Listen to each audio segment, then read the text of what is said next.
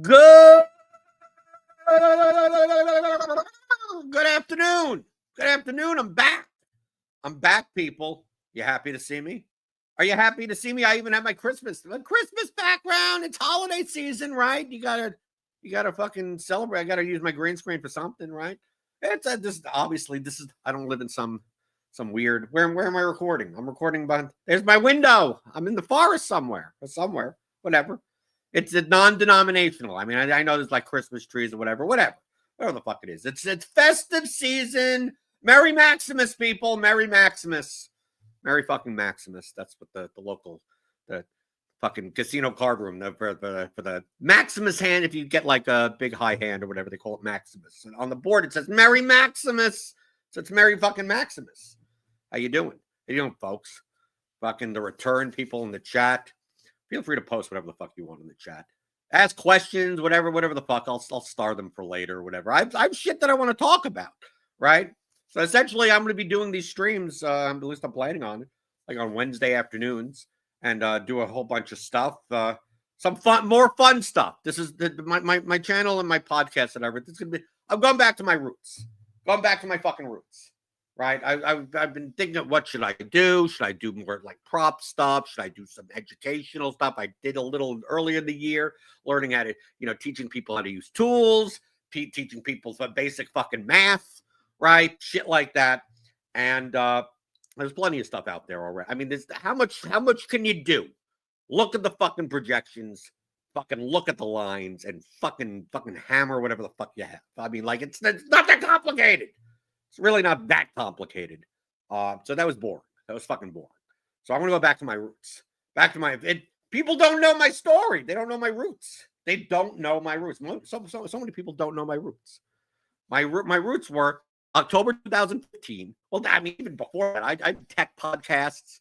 I did a show. I did a show called The Morning Dump, which is all tech news stories. And I just ranted and raved. It was a comedy podcast about technology. I've been doing shit for a long time before fucking fantasy sports and shit like that. But then to go along with the subject matter that I have Crohn's disease and I shit in the morning all the time. That's where it's called The Morning Dump. I came out with the fantasy flush. I just did a podcast where I just basically ranted. I was just playing DFS soccer at the time. And I was just ranting and raving about like I would do a show like 3-4 days a week about the previous slate and whatever, and like basically just rants and raves about shit that happened in the games. Occasionally, like how to play type of stuff, but mostly for entertainment purposes. And I just did half an hour or whatever, just rant and rave, curse up a storm.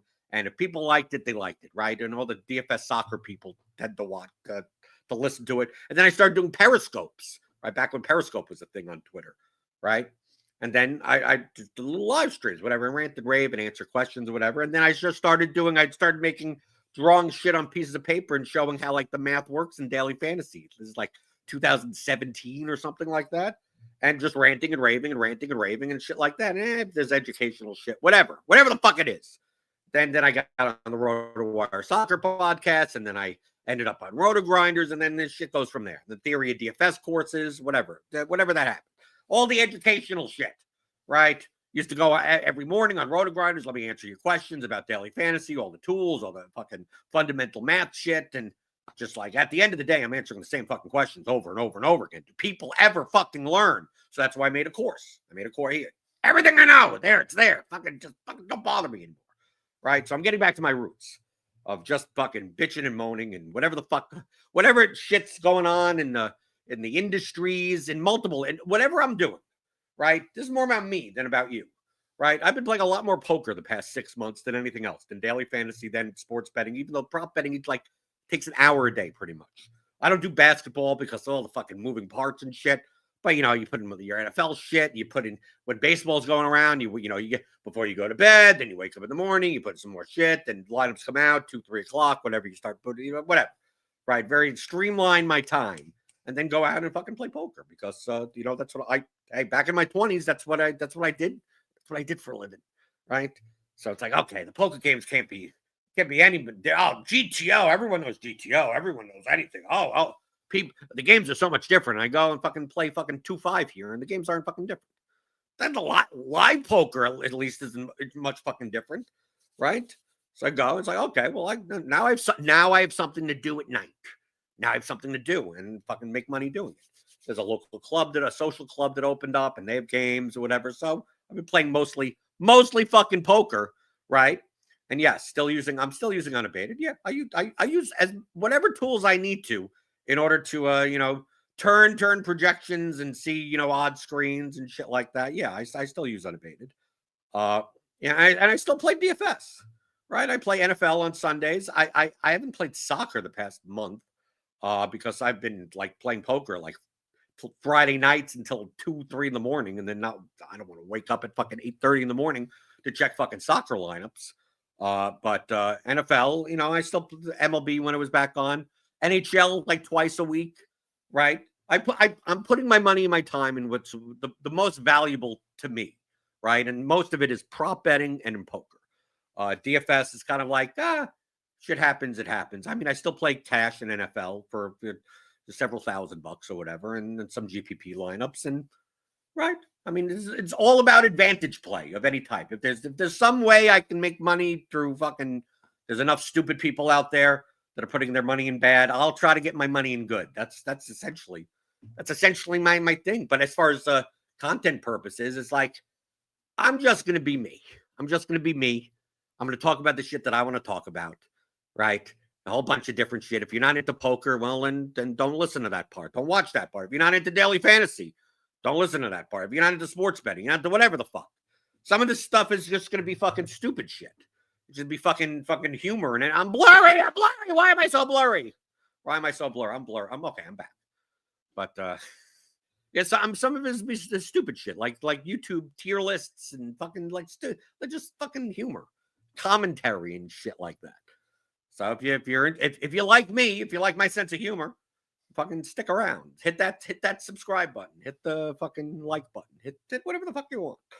Hit whatever you want. Ask whatever you want. My green screen's all whatever.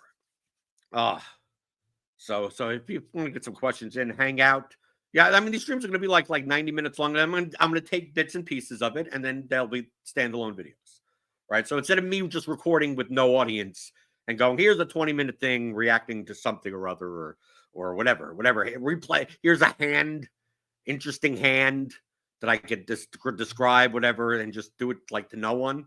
It's like I'll just do it all on the stream, and then I'll just edit that shit out and then put individually release, on my YouTube channel. And then on Mondays, I'm going to record a fucking podcast. It's just an audio podcast. It won't be up on fucking YouTube or shit like that. Maybe I'll record the video, but maybe if there's an interesting piece, maybe I'll throw it up on YouTube. So if you've already subscribed to the Theory of DFS podcast, it's that same feed. So your feed should just get updated, right? I'm just going to continue on. I'm just going to episode 110 is whatever the next episode, but it's not really the Theory of DFS podcast. It's that. I mean, there's like 2,000 or 3,000 subscribers to that feed, so there's no reason for me to just throw it out. Right, same thing for here on YouTube. Right, I change shit around all the time. People say, "Oh, the algorithm and everything gets fucked up. You might as well start over." I don't give a fuck.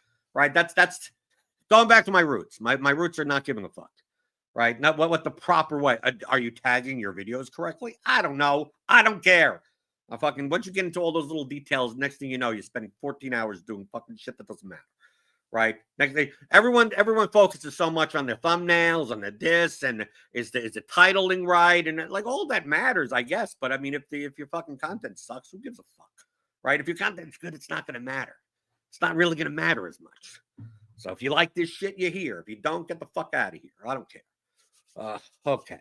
So what are we talking? What are we talking about today? We got some stuff on the docket today. We got stuff on the docket. I posted it on Twitter. We got some obviously some gifts. Well, I'm going to look at some gifts for gamblers. There's a list out there. This is whyI'mbroke.com. 55 high rolling gifts for gamblers, and let's see if there's anything on there that we'd actually want to get as a gift. Right? Let's see how good these gifts are. How fucked up? Maybe they're stupid. They're probably stupid. And then I got 2 hands, both with pocket threes, by the way. Pocket threes hands that this past weekend. That I have in the hand replayer that we could talk about a little bit if you play some poker. But I think the first thing on the docket, I think it happened yesterday. First thing happened yesterday. On sports betting Twitter, You can't go a week. You can't go a week on sports betting Twitter without people fucking yelling at each other for no reason. For no reason, just people bitching and moaning at each other. Everyone has egos like they're like the 10 feet tall for no reason. There's no reason. If you're good at what you do and you make money what you do, who gives a fuck what anyone else does? Who cares? Who cares that this guy with 262,000 followers is tweeting out trends, lines, and like, well, in the past 9 games, Giannis has gone whatever that. It's a lot. Minus 120 over PRA. I fucking let them. Let them. These are the people that are allowing you to make money. These are the people that, dude, they have so many followers and they're just fucking, people are just like hammering bets. Like if sites, if the recreational sites, if the retail sites weren't making money off of these schmucks, right? You know how fucking bad the lines would be for the fucking sharp people, right? Let them fucking send out their picks and fucking lock plays and $500 for the fucking lock bet of the day. I don't care. It has nothing to do with me. It has absolutely, not equivocally, nothing to do with me, right? But I try to teach. I don't like people being led astray. Yeah, I'm that type of personality. I see bad shit, bad advice, people taking bad teachings and concepts, and I go, yeah, that sucks. I'd love to correct it, but I'm not going to get into fucking pissing matches off of people that I don't respect in the first place. Just like, let them do what they do. Who gives a fuck? I don't care. Why waste my time? It's a waste of my time. It's a waste of my fucking time. So we have the next fucking shit fest over fucking. Let me bring it up here. The shit fest over fucking this. The fucking MasterClass. It's the first MasterClass. It's like, there's a site called MasterClass, right? Yeah, I think you sign up for like $10 a month. Like $10 a month, and it's essentially, it's almost like a documentary site. You sign up for $10 a month, and it's just a whole bunch of people. Like, we go here, right? It's a whole bunch of it's all these little videos, an hour and a half. There's 4 episodes here, and it's like to teach you something new. I mean, that's really what it is. It's not, this isn't, you're not going to go and find the fucking brain health, right? The original series, 3 episodes on brain health. You ain't going into this class like, oh, I'm going to become a brain surgeon, right? I'm fucking 3 episodes. Let me open up your fucking skull. No, that's not the point of the site. This point is like people that enjoy learning something new, right? Not to become a fucking master, although it does say MasterClass, but just like, oh, okay, let's go to the, here, music, right? Teaches music for film, teaches singing. Christina Aguilera teaches singing, okay? 3 hours and 43 minutes. That's all you need to do. 3 hours and 40. Everything you need to possibly know about singing in 3 hours and 43 minutes. Obviously not. Obviously, you're not going to become Christina Aguilera in 3 hours and 43 minutes, right? Mariah Carey has a class. Werner Herzog teaches filmmaking. You'll be able to make the next Star Wars movie in 5 hours and 50 minutes. Of course not. But for like $10 a month, I believe it's like really only like view plans. This thing isn't even like, right, $9, limited time offer, $9 for 2 devices, $6 for 1 device, right? All 200 plus classes across 11 categories. I mean, it's essentially fucking like Netflix for little bits and pieces of fairly well-produced name brand kind of people, right? The Art of Intelligence with former CIA officers, 1 hour and 13 minutes. Oh my God, Mossad must be pissed off. Israeli intelligence must be totally pissed off. They're giving away all the secrets. 1 hour and 13 minutes from former CIA officers. Of course they're not. But it may be there may be tidbits in there that you didn't know. It's like, oh, I'm interested. I'm interested in the art of intelligence.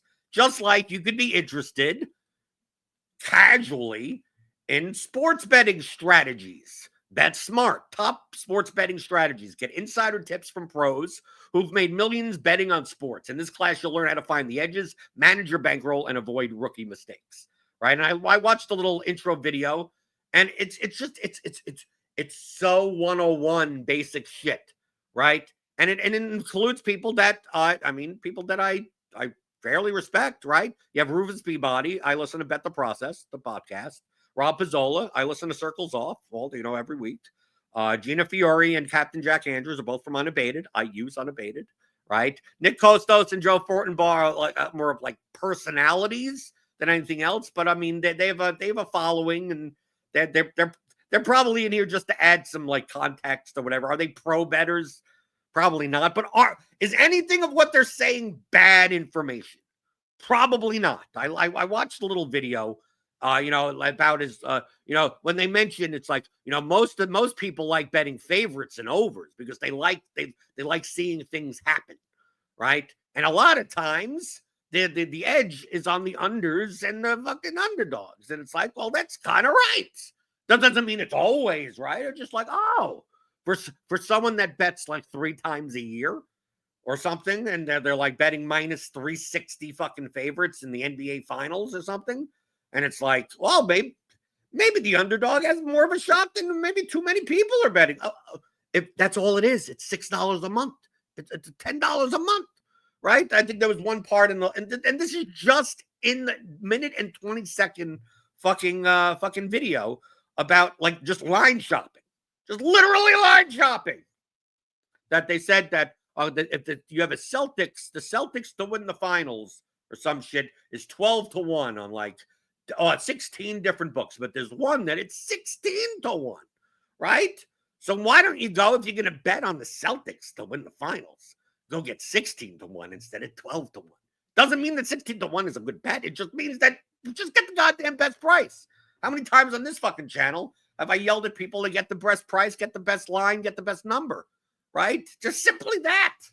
99% of the fucking betting public doesn't even do that. Right? And this is for $10 a month. You're getting those types of things. Right? If you're watching my stream right now, if you're watching this fucking video, this ain't for you. It ain't for you. This isn't for you. This fucking isn't for you. And I mean, that's what fucking China Maniac said on Twitter. Right? China, who, I mean, I don't know personally, but, I follow on Twitter. I see a lot of people bashing the pro bettors who made a MasterClass course. It is likely all the info they put in this MasterClass has already been given away for free on podcasts or YouTube videos they've already done. Why does anyone have a problem with them compressing this info into a package and selling it? Especially, it's not selling it for $7 million. It's part of a $10 a month thing where Gordon Ramsay teaches you how to cook for an hour, right? Does he? Oh my God, he gives away all this stuff. It's just basic shit. Right? I'd watch that and go, oh, I didn't realize I had to put up the flame hotter. Like that's essentially what this is. Right? Imagine a brain surgeon, right? Going into a biology 101 class in a fucking college and going, all you're doing is teaching people where the body parts are. Your liver's there. Your pancreas is here. What kind of bullshit is that? You call yourself a doctor? It's like it's a biology 101 class. You have to learn that shit first. Right? No one's claiming that you're going to watch this whatever hour and a half, whatever the fuck they have, sports betting thing with these people and become a fucking professional sports bettor. No.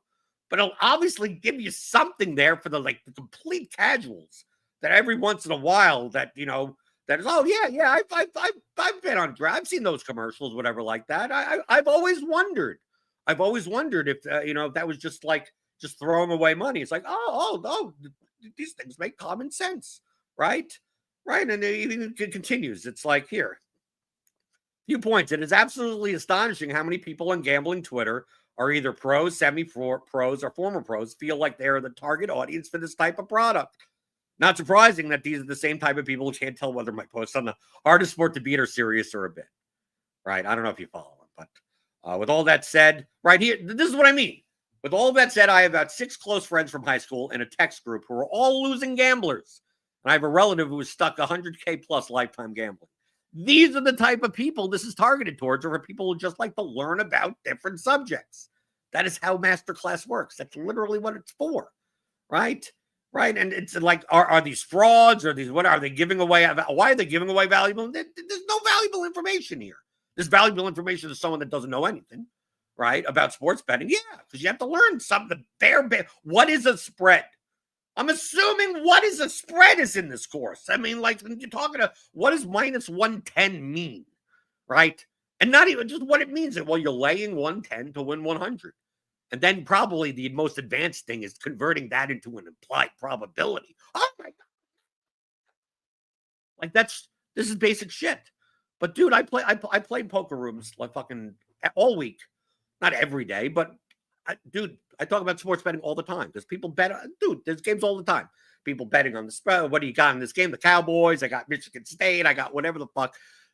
And half of these people like are actually decent poker players, and they understand like the math of poker. And then you talk to them, and they don't know what the fucking you go minus 150 is 60%. They think you solve fucking the trip to Mars.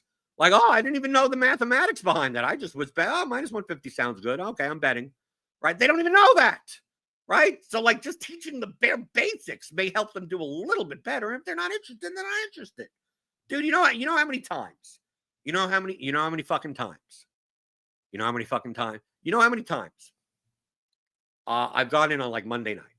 Monday night, I go to the card room, and people ask me, what are my bets? Right? What are my prop bets? What props do you got tonight in the Monday night football game? And it's already like 7:00 at night, right? So, I mean, most of these bets were in days ago, 3-4 days ago. And I look, I don't even know what the numbers are. I don't even know what the prices are anymore. I don't even know, right? I have some over 53.5 receiving yard prop, and the number's up to 62.5 minus 130, right? Something like that. But they want to know. They want to know what to root for, or they're going to go in and then they're going to put $20 down or something. They're going to put together an SGP, right? They get a little fucking $20 promo or some shit. They just want to do something. They just want some action, right? And they'll come and go, I don't know if there's anything on the board. Let me know what this receiver's prop is, and they'll go. Let's say I have 53.5, and now it's like I have 53.5 minus 110. Or something, and now it's like 57.5 minus 120, and they'll read it to me and go, I mean, that's not great or anything. It's like, yeah, but you have the over. They'll ask me, but you have the over. I said, yeah, but I have the over at 53.5 and minus 110, not 57.5 minus 120. It's not a good bet at that price and that number. And their reaction is, well, what does 4 yards and 10 cents matter, right? If they go over 53.5, it's more. They probably go over 57.5. I mean, this is the mentality of these people. This is for those people. For those people, why that matters. That type of stuff matters. Why professionals care about those stuff matters. They may even admit that it meant that the dude.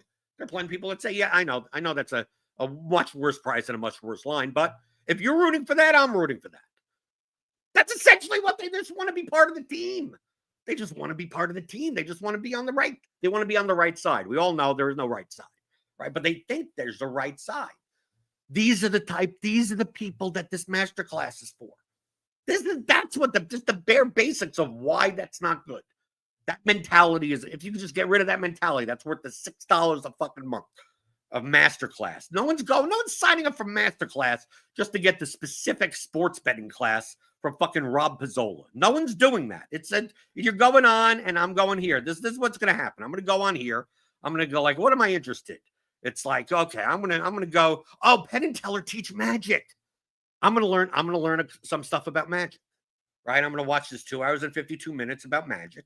And then I have some free time 3 days from now, and I'm going to go to science and technology and poker. Look, Phil Ivey teaches poker strategy. I'm going to learn some poker, right? I'm going to learn some poker from Phil Ivey in 3 hours and 30 minutes, because we all know you can master poker in 3 hours and 30 minutes. And then I'll make some writing, right? So I want to. Oh, Ken Burns is going to teach me how to do documentary filmmaking. I've been interested in that. Let's see what he has to say for 5 hours about how to make a documentary. Right. And I'll be able to fucking do whatever I want. I just go into Adobe Premiere and I can make the best documentary ever. Right. The next Super Size Me or some shit. Right. This is what masterclass is for. They go around and go, okay, what am I interested? Right. Let's see. Right. You got building my startup. I need to learn from Alexis Ohanian. I had to build my startup. I need to campaign strategy and messaging from David Axelrod and Carl Rove. And then I'm going to go to art and design, adventure. Oh, I'm going to go on an adventure. I'm going on a cruise end of January. And maybe we're going to go on an adventure. So I need to learn from Jimmy Chin adventure photography, right? And then when I get back, I'm going to sell my house with Robert Refkin, right? And well, I first have to design the home with Joanna Guy. It will teach me everything about interior design in an hour and 25 minutes. And then spray painting and abstract art with Futura, whoever that guy is. And some graphic design work, some photography. I'm gonna be a fucking savant. I'm gonna be a renaissance man. I'm gonna learn all of these skills, right? I'm gonna learn all of sports and athletics. Right. So, Steph Curry's been teaching me how to shoot a basketball. Right. I'm going to be a fucking NBA player. When's the draft? When's the draft? I need to let people know that I'm eligible. I need to let people know I'm eligible because I will soon, for $6 a month, I will be watching 3 hours and 41 minutes of Steph Curry teaching me how to shoot. And at the end of that class, I'm going to be a lottery pick. Fucking lottery pick. Fucking ding, ding, ding, 3-pointers. Because, of course, I'm going to learn all the things you ever needed to know, right? This is how student you get what I'm saying? That's what this class, that's what this site is. So you have a bunch of fucking people that know enough to teach the bare basic levels of fucking sports betting, of what a spread is and what a money line is, right? They even get into it. It shows some of these topics. Placing a money line bet, the edge, price discovery, the VIG, point spread bets, the over-under, live bets, prop bets, futures, parlay bets, promos and boost, flat staking, track your bets, account priming. I mean, this is more basic shit. I mean, you could get The Logic of Sports Betting by Ed Miller, and Logic of Sports Betting will be like fucking 5 times more advanced than this, and that's basic shit, right? Ed Miller's books. Or any of you can go on Amazon and get books. I mean, that's what this is for. That's what this is for. And it's and you could say, well, why should these guys be teaching? I mean, it could be anyone. It could be I mean, dude, you could hire someone that looks cool and fucking read off a script, and all the information is fine, right? Well, why do they get? Then you do it. Look, I did theory of DFS, right? Theory of daily fantasy sports. It's there. I've got 2 classes. Right? TheoryDFS.com teaches you how to play daily fantasy sports from a game theory perspective. Not like you pick your running back and then you do this. It's more, here's the fundamental math and logic of daily fantasy sports that could apply to any sport, any game, any whatever. And then some tools also thrown in, Excel tools in the advanced course. There's nothing new. There's not like, well, if you just listen on 15 hours of this and 6 hours of that and these Excel tools, you're God. It's just like, no, you know how many people play daily fantasy sports and don't even understand what the fuck they're doing? Like, that's most people. That's most fucking people of what a projection even is.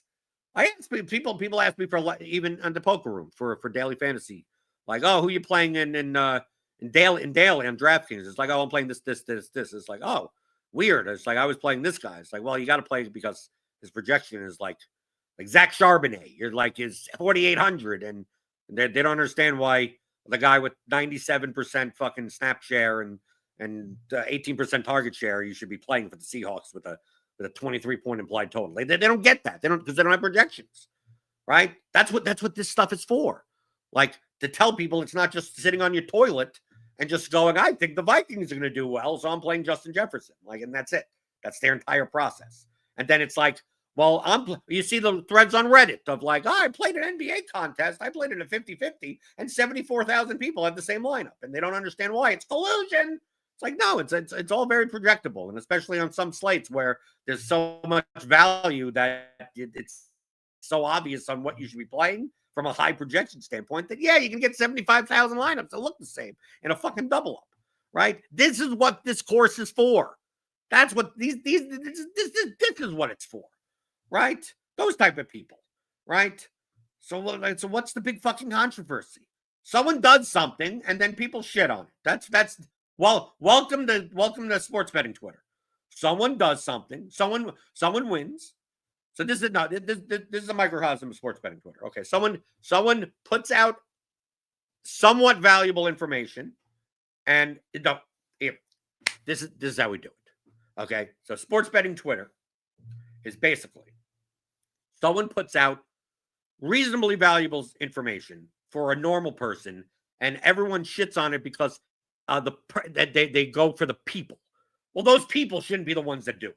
It should be a real professional sports bettor.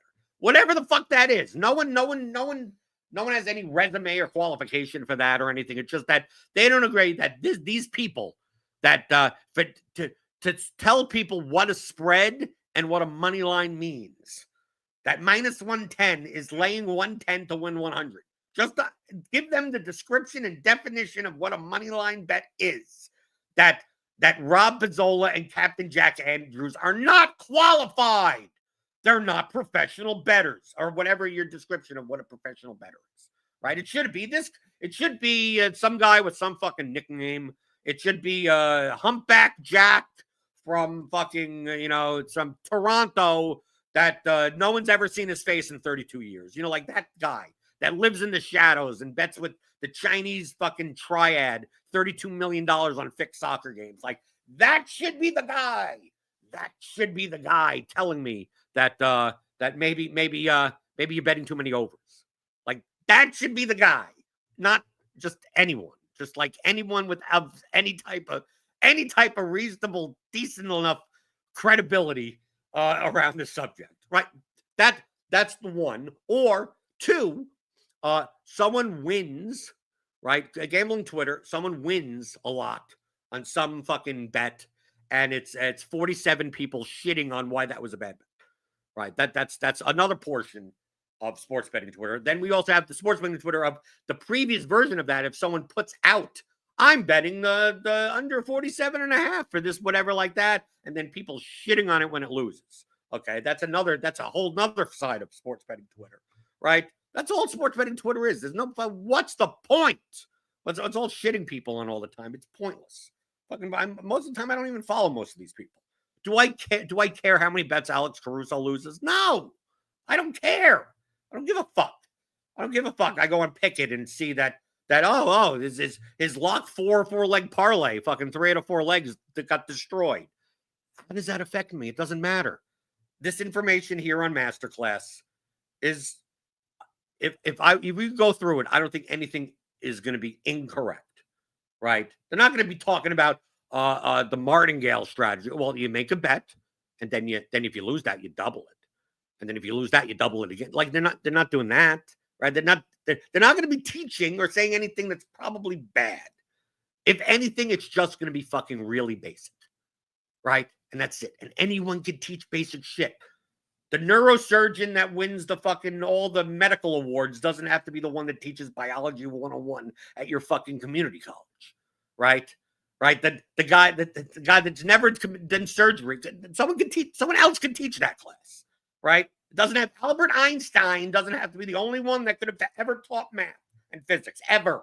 If you're not Albert Einstein, you should not be teaching physics. You know how stupid that sounds? Right? So that's what I think about the MasterClass shit. Go, it's $8 a month, $6 a month. Go, let Gordon Ramsay teach you how to cook. Let Halle Berry, I think I saw someone that Halle Berry teaches you about menopause or something. If you want to learn about menopause from Halle Berry, go to MasterClass, because she'll teach you all about it, right? Wilderness survival from Jesse Krebs is up here. Look, if you want to learn that, 4 hours and a half, right? In 4.5 hours, you'll learn all the skills you need to know if you get stuck in the middle of fucking nowhere, in the middle of Australia or some shit, right? That's what this is for. It's no big deal. It's no big fucking deal. Let's see. Anything going on in the chat? Just want to say 19 watching and only 8 likes. Well, we're up to 16 likes. 16 fucking likes. Walking bet, right? Right. They're not doing walking bets on MasterClass. That's what we need. We actually need, that needs to be under. Let's go. Let's put this back on the screen. That's what we need. What we need is a class. It'll be under what? Film and TV, right? And it needs to be Taylor Mathis teaches walking bets. An hour and 24 minutes. Teaches you how to do the walking bets. Maybe it's under health and wealth. Would it be health and wellness or film and TV? Or will it be games? Like, it could go under multiple categories. So she's gonna teach you how to do walking bets. So is it more about betting? Is it more about walking? Or is it more about creating the content?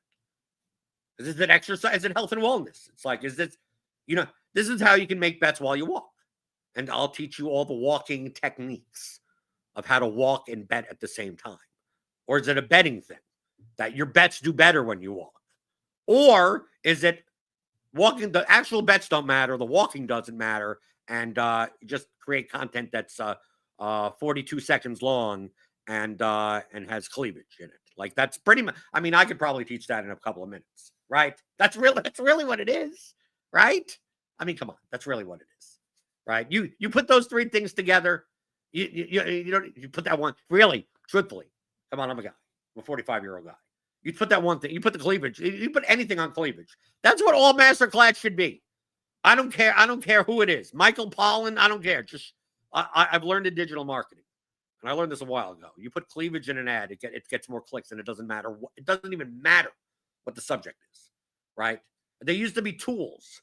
There actually used to be tools that specifically blew up the cleavage to immense degrees on images, and then you size them down because for like little Facebook ads that were only like 112 by 112 pixels, right? You get a picture, you get a photo, and then at blown up proportion, it looks like the woman has like absurd, I mean, like balloon level, like unrealistic shit. But when it's scaled all the way down, it just looks like really big cleavage, but looks natural, a little bit more natural.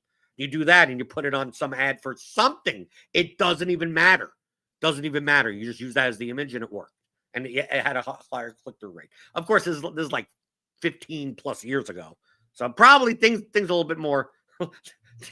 things are not as absurd now, but it used to be a thing. It used to be a fucking thing. Anything else going in chat while we're at it before we get to the next subject? Oh, this is a nice one. This is a nice one. Wanted to say thank you for all I've learned from you over the years. First full year with Sportsbook Access, and I'm up 130K. That was good. Great. Right? It's not that complicated, right? Right. Find the best number, find the best price, get some good projections, get the prices early. I mean, hammer stuff, just across the board, spread out your risk. I mean, that's the bare basic stuff. I mean, obviously there are ways to increase your input, what outs you have, right? What your time horizon is. Like some people want to just get in and get out. You could get in, get out, make a ton of money in 6 months and then never bet again. I mean, there's ways to do that. Or there are ways I'm me. I'm the fucking nit. Like, dude, I don't need much. If I can make $75,000 a year, I'm happy. I love my life. Right? I don't need a Lamborghini. Right? I don't need a $7 million house. Right? I don't need to have fun staying poor, and I have fucking ape photos and JPGs and Bitcoin, whatever the fuck. I'm fine. I put my money in index funds. I'll see you when I'm 65. Like that's fine. That's what I am, right? So I'm fine with my life, but there are multiple ways to skin a cat. Steve Miller asks, let's see. Curious your thoughts on OddsJam EV tools or just the overall strategy in general. They just pick off stale lines across books relative to sharp books, and you bet top down. Well, that's literally what top down betting is. It depends. Like, there's no such thing. Like, the problem that I have with a lot of these tools is that just because a line is an outlier doesn't necessarily make it that's the best line. Like what's a sharp line? Everyone asks, what's the sharpest line for props? None of them are. None of them are. None of them are sharp. I'm going to compare this to Pinnacle because Pinnacle is the sharp book, not for props. What are the limits? Pinnacle takes $500. Like that's not a high limit. You tell me if you tell me they're taking 50 grand on props, then they're much more likely to be sharper. That's why a lot of times you will see often that FanDuel closing lines in some sports are the sharper than anything offshore. Because sometimes you can go before an NFL game, and as long as you have a recreational account, you could get like $5,000 down on some of these props. 2-3 hours before game, even the day of, on FanDuel on like Monday Night Football or Sunday Night Football or some shit. Like I've seen people, you know, five grand, 10 grand on some fucking rushing or receiving prop or even basketball. An hour before game time, you have 5 grand on FanDuel, DraftKings also, right? As opposed to you try to do that on like fucking Bet365 and fucking there's probably some alarm goes off somewhere and someone's fucking SWAT team will come into your house and fucking make you down to $2.47 by that time. You can't do that on those types of sites. But it's not about picking off the outlier. It's about identifying where a book will soon be changing their number, but they have not changed yet. That is literally what steam chasing means. That's what it means. You are chasing steam. You are not, if the steam doesn't move, you didn't do anything, right? To put it in layman's terms, right? You're picking off the fact that a book that the other site is going to copy from has moved, and now the book, before they have copied that number, you have taken it at the better number before they have copied it. That's what steam chasing is. If that number has been up on that book for 6 fucking hours, you're not chasing anything. There's nothing to chase. They've decided not to move the line. That doesn't make their line sharper. It doesn't make the other line sharper, right? The whole point is that information has entered the ecosystem, either by way of like news, this guy's out, this guy's in, you know, the starting quarterback is hurt, you know, whatever the fuck it is, or sharp money has come in from a profiled, account on some book somewhere else that all these other books know about and go, when they move their line, we move our line. And for that information to go from there to here may take a while. Sometimes it takes 30 seconds. Sometimes it takes 30 minutes, right? And you're trying to get the line before it moves. That's what steam chasing is. So if you don't, what's the limits of the market, and how long ago did the line move, right? I mean, a lot of times, dude, on these streams, I've done like baseball bets where, you know, strikeout props come out a lot of times for games like 11 o'clock at night, 11:30 for the next day, for like 7 p.m. for the next day.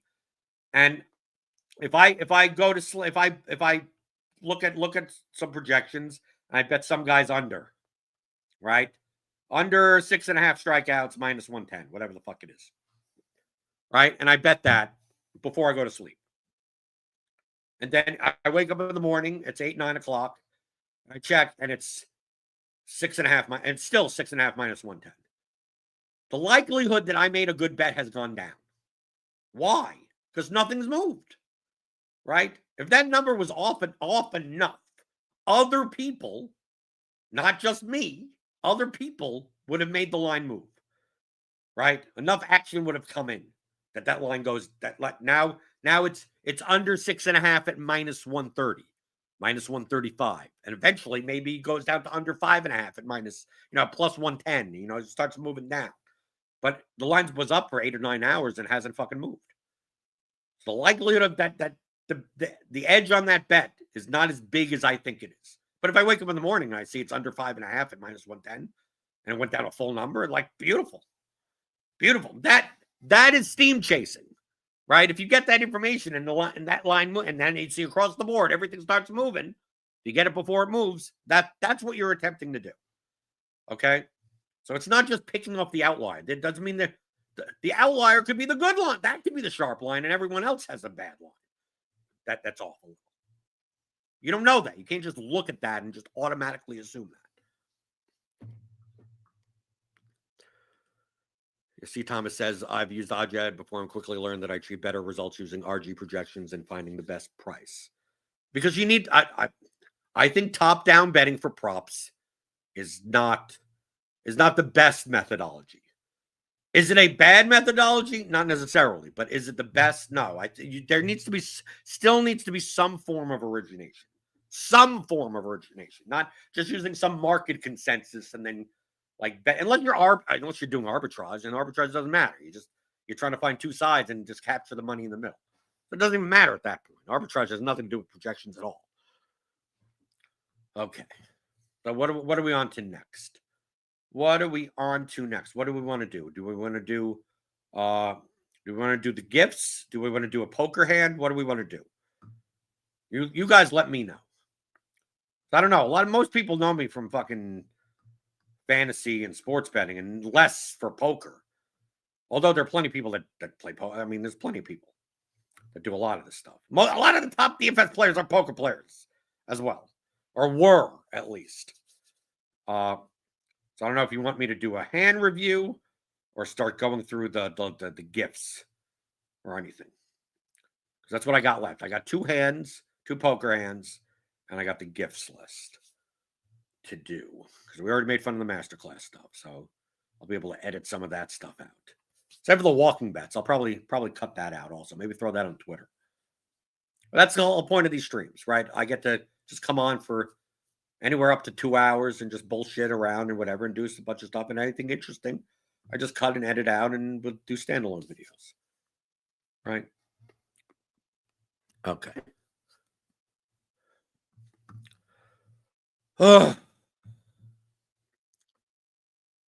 Adam Pearl asks, in your process, making lots of small bets a day, you're ever betting multiple per game at different outs? Are you worried about negative correlation? Thank you. Oh, no. I worry about the correlation of my bets. I mean, obviously, like, for instance, in NBA, right? If you're betting someone's under on points, if you're betting someone's, let's say you're betting someone's under PRA, points, rebounds, and assists. You're probably also betting their points plus rebounds, points plus assists, under points, under rebounds. You're probably betting their under. It's probably because you have them at 24 minutes while the market has them at 28 minutes. Like, essentially, that's what it really comes down to. Like, just a minute projection difference. So most across the board, you can have the unders, or it can be the opposite way. You have them at 32 minutes, and the rest of the market has them at the production for 28 minutes. So you have all the overs. That type of shit, right? Now, obviously, if you bet all of them at the same fucking stake, you're actually, you're betting like six units, right? You're betting a percentage of your bankroll on kind of the same outcomes that are kind of all correlated to each other. So typically when I see that type of stuff, I bet smaller on all of them, right? So if I see one bet on one person and that's it, it'll be, X percent. Then if I see 3 that are related to each other, I'll only do a third or a half or something, or a smaller amount, because they're all related to each other. But you could stake any way you want. You could just go by edge, and whatever the fuck happens, happens. But I mean, then you're just increasing your variance. My attitude when it comes to sports betting is the shotgun approach. The shot, whatever you want to go, the spread shotgun, whatever. I'm just gonna take whatever edge from this point up, and I'll just bet the same amount on all of them. Just go ding, ding, ding, ding, ding, ding, ding, ding, ding, ding, ding, and just whatever it is. Because obviously, edges that show up at you have a 67% edge. It's not, you never have that big of an edge. Something's fucked up in your projections. The market's off by that much. So if you're doing some Kelly shit, you're gonna end up being wrong more of the time, and you're gonna fucking lose all your money. So I wouldn't necessarily do that. But yeah, I like the shot. I just a whole bunch of stuff, and then on the retail sites that are quick to fucking pull the plug. Now, most of these bets are very small, right? Realize I'm like 20, 30, 40 bucks. I mean, just like really, they're small. But on the books that are more apt to limit you, I tend to do more SGPs. Meaning I'm just taking 3 bets from the same game or parlays, whatever, just putting them together. Because they tend to see, once they start seeing parlays and SGPs, they look at you like you're a fucking schmuck, right? So there's an NBA game. I mean, we're in NBA season, even though I don't do much NBA stuff. An NBA game, and I see it's like, oh, there's 3 high hedge bets in the same game. Well, that's something I'll put on like Bet365, right? I will bet that elsewhere also, but I will use those 3 for SGPs on Bet365 or MGM, right?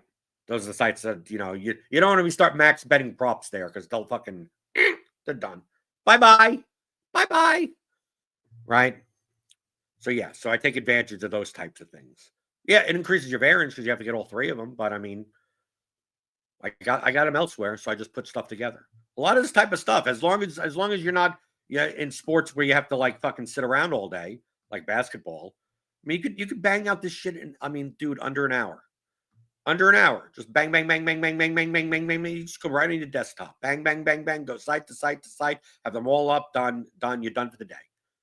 Now, are there edges all the time? Yes. But I mean, at some point, is your life worth something? Dude, if I never slept and I just 24/7 stood in front of a fucking odd screen and projections and everything, I mean, I could find 4 times as many bets to make, but I also wouldn't have a life, right? Because you don't know when these things pop up. So how much is your time worth, right? Doesn't mean it's like, oh well, what happens if I want to do it for 3 hours? Okay, then it's more money for you. That's fine. It's perfectly fine for me to just say I just want to do something for an hour and be done with it. I'm fine. I'm fine. I'm doing well. It's okay. You don't need all the money. I don't need all the money. Maybe you want all the money, but I don't need all the money. All right, Bazooka Burger says on busy days I could hit 100 plus bets in 45 minutes. Yeah, it's not that hard. Typically the sites are organized enough, right? Caesars is tough, even though most of the time the best lines aren't even on fucking Caesars anyway. I like DraftKings, FanDuel with the search function, Bet365 as a search function. DraftKings tends to put like all that you could go to just the basketball screen. And it'll give you all of like the points bets in all of one line or shots on goal in NHL. And I could just go, okay, I'm going to go by category instead of team or game. So I could just say, it's like, oh, I have 17 shots on goal props. And I just go to shots on goal and I just go right down. It's like, okay, I got this, click. It's down 17 times. Takes me 3 or 4 minutes. I go, I put in, it's stake all bets for $25. Enter, done. You're done. Then you go to the next category. You go to assists. You go to points. Then you go to the next board, and you go to whatever. What projection source do I use for NHL? Primarily the Roto-Grinders projections. I think the Roto-Grinders NHL projections are very good. Okay, let's talk about a poker hand to bore people before we go into the gifts, the gambling gifts. Let's talk about a fucking poker. Let's see how good you people are at fucking poker. Okay, you do the crazy hand, or you could do my hand. You do my just to teach you a little bit about maybe you know something about poker, but not maybe you sit down and you play fucking 1-3, right? 1-2, 1-3 every once in a while. No limit hold'em, and maybe you don't know the 101 stuff. Right, this may be a little bit higher than the 101 stuff, but whatever. So let me throw this up on the screen. This is the hand that I played this is Saturday. I played this hand on Saturday. I was playing 1-3 on Saturday. Fucking typically, I mean, dude, in this fucking market, a year and a half ago, there used to be a 2-5 1,000 cap game that went every day. It ran every day, and it ran early. So the game would start at noon, 1 o'clock every day, even like Mondays and Tuesdays and shit. Yeah, it would be a bunch of old people, but whatever. 2-5, 1,000 cap. And then on weekends, Fridays and Saturdays, we'd get 2 games. Typically, a must move. Sometimes there would be 2 and 6 people on the list, right? For just 2-5. And then occasionally, maybe once or twice a month, a 5-10 game will run. 5-10 with, at that point, they were doing an uncapped 5-10. Right. And these are the levels that I'm looking to play. Like 1-3, they currently have 1-3 400. It's just at 6+2 rake, it's not worth it. Like my hourly in that is like 30, which is great for 1-3, but I mean it's like double in 2-5. So like I'd rather fucking play 2-5. Yeah, some of the players are a little bit better, but I mean I don't mind 1-3 as long as there's enough money on the table. It really comes down to that. When people are buying in for $100, when you look around the table and you barely see any money, like it just ugh. And this is Saturday. I get there at like 2-3 o'clock, going, I hope that we get a 2-5. I put myself on the fucking 2-5 list, hoping that we fucking like obviously we're getting a game on Saturday for 2-5, right? And a lot of times it plays like 2-5-10. A lot of times it's 2-5, and it's not a mandatory straddle, but it's mostly straddled. Typically, there's some gentleman's agreement or something that will straddle, even though the game isn't listed like that. So a lot of times the 2-5 game does play like a 5-10 game, right? And people actually buy in for $1,000, right? And then by 10 o'clock at night, 11 o'clock at night, sometimes they could easily be $25,000, $30,000 on the table. So that's why I like that game. Like there's a fucking poker game, right? Where I could sit there, it's a half match stack game, right? Someone has 4,500, 5,000 in front of them, and then the next person comes in and buys in for $2,000, 2,500. That's a fucking game, okay? But this is 1-3 because I'm just sitting waiting for it fucking to happen. And here's the setup at one. I'm sitting here and I'm sitting under the gun, okay? And the only other player at the table that has more money than me is a competent enough player that I'm sitting next to. Competent. He's drinking a bunch. He's drinking a bunch during the day, but he's competent. He's probably a winner at 1-3. Is he a winner at 2-5? Maybe. But he's competent enough. And the rest of the table are a bunch of fucking idiots. Okay? Just typical 1-3 table. Bunch of fucking just who knows? Right? They make actions. They don't even know why they're betting. I mean, like, think of typical 1-2, 1-3 players, just clueless people. Except for one person that actually kind of knows what they're doing. So I do something in this hand, right, that I rarely ever do. So I'm gonna put this on, right? So we got the blind. I'm under the gun. Normally in 2-5 or 2-5-10 or whatever, like I never limp. I'm a never limper, really. But I limp here. Why do I limp? Before the pre-flop police come after me, fucking the pre-flop police. Holy shit, you limped under the gun with the small pair. What a fish! What a fish! The GTO people are coming after me. People are going to bring up GTO Wizard and show me how this is horrific, right? Yeah, if everyone was playing GTO. But remember, look at all these people. Look at these faceless people. These little avatars. They have no arms. They have no hands. They have no brains. Okay? The reason why you don't limp under the gun is because people will isolate. With weak hands, people just isolate you, right? You think these people are isolating me? Just like randomly isolate? No, these people don't even fucking raise with like ace queen, right? These people aren't 3-betting enough. These people don't do any of this shit, right? I want to play against people that have no problem going broke with top pair when I flop a set. Are these the people that do that? Yes.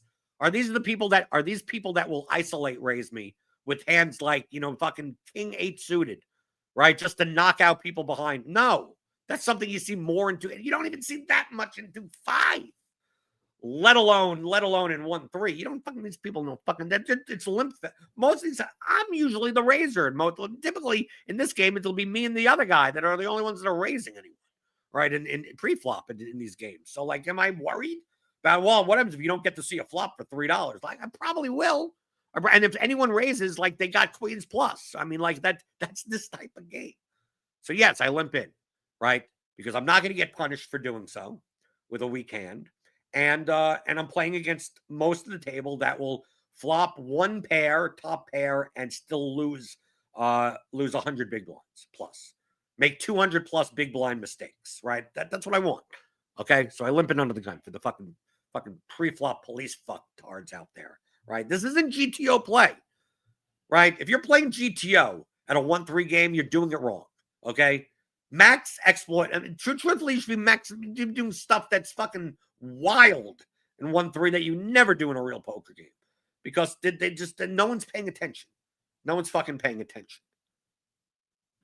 So obviously we get multiple call, right? People limp in. Here we go. There's a fold. Limp. And pay attention to the fucking stack sizes, right? These people that are limping in have like no money in front of them, right?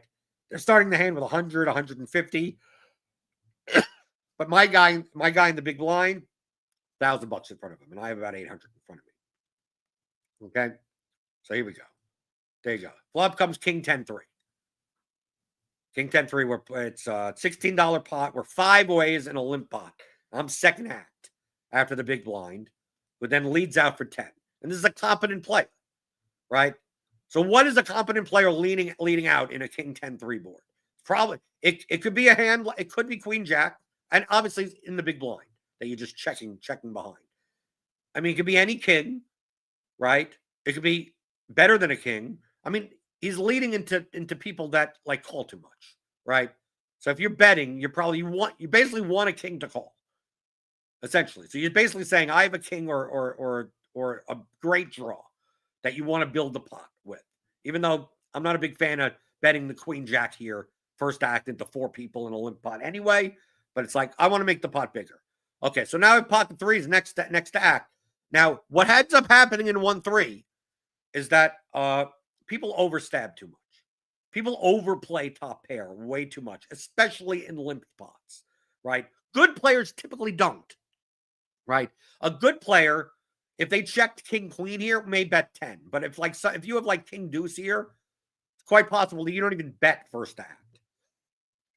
But these players, these idiots behind, they're most likely they limped in with king 5 suited, and they will raise here. They will raise this 10. They will bet king 5 because I got the best hand. I might as well bet. They don't think in terms of, well, what hand could call me?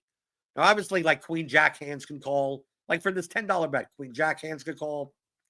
10x could call. 3x could call. There's some like backdoor overcards. You can call with like ace jack. You can call with like queen 9, jack 9, jack 8 of spades, jack 8 of clubs, something. You can still call those types of things back here.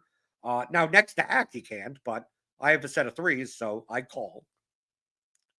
Now, normally I fast play at 1-3. Normally, I will just raise right here because people tend to slow play too much also. The thing is that I'm playing against a competent player. That if I raise right here, most likely he throws away all of his weak king X, right? And he may call me with king queen, right? He probably raises ace king in the big blind. King jack suited, king queen suited probably raises those also. So it's either a weak king, which will not call a raise, or it's a hand that's better than a weak king, which is most likely could be pocket 10s, although he probably raises with 10-10 out of the big blind. Definitely raises with king-king out of the big blind. I blocked 2 of the 3s. So I'm thinking that either he has it could be queen jack, king 10, or a decent king. And a raise here doesn't accomplish anything against those hands against a competent player.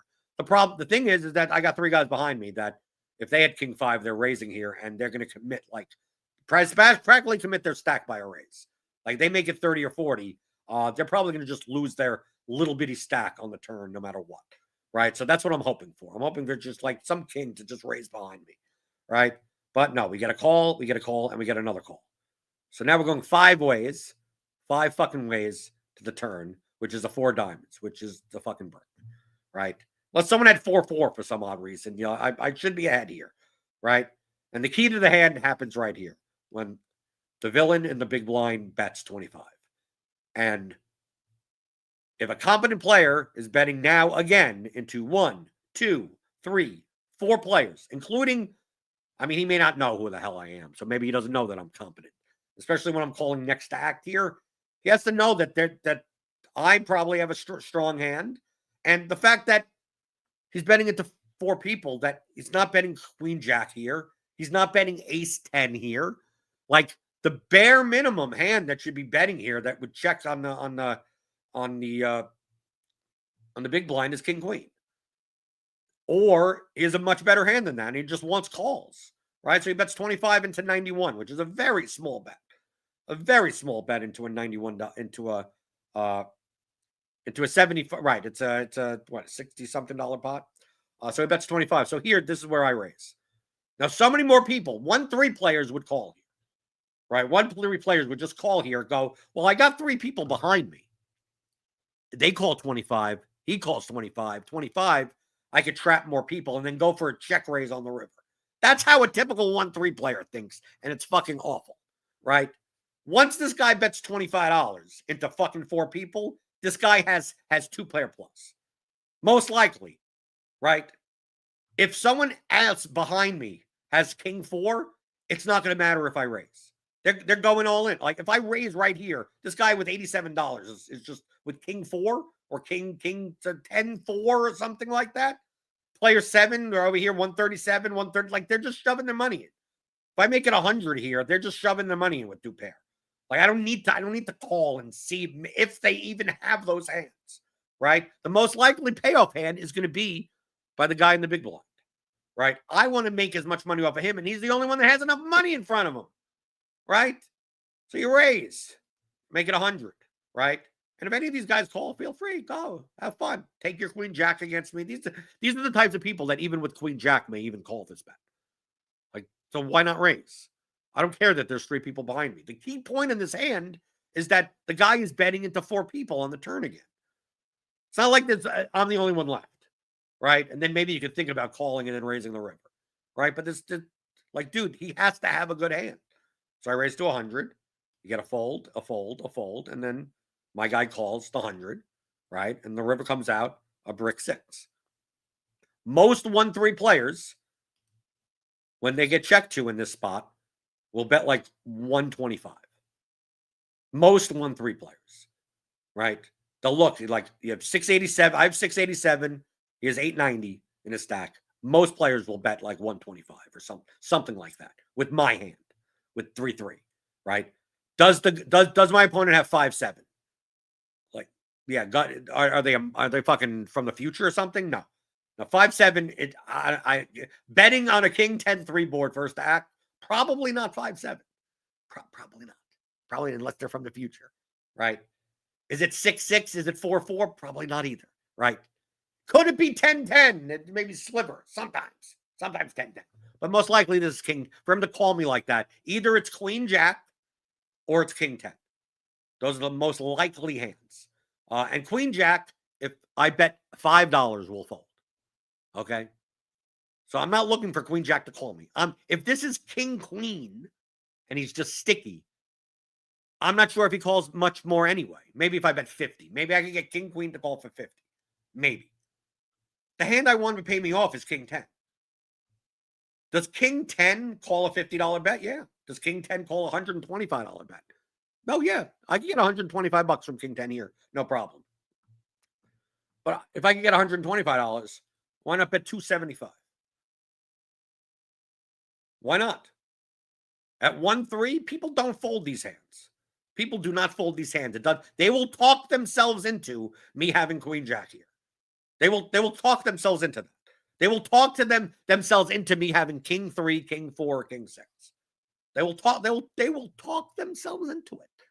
So let them. I should have bet even more. I mean, the pot was like 250 or something. I went to 275. Originally I was thinking like 350 to 400 to just fucking nearly 2x overbet, 1.75 overbet, because I'm targeting these. I mean, queen jack's folding anyway, so let me go for gold, because people don't make these bets at 1-3. At 5-10 they do. At 5-10 at 5-10 this hand is played fairly normally, but at 1-3 it's not.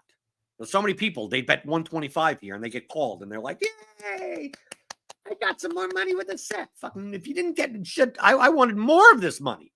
I was hoping we go back here and he would fucking re-raise me.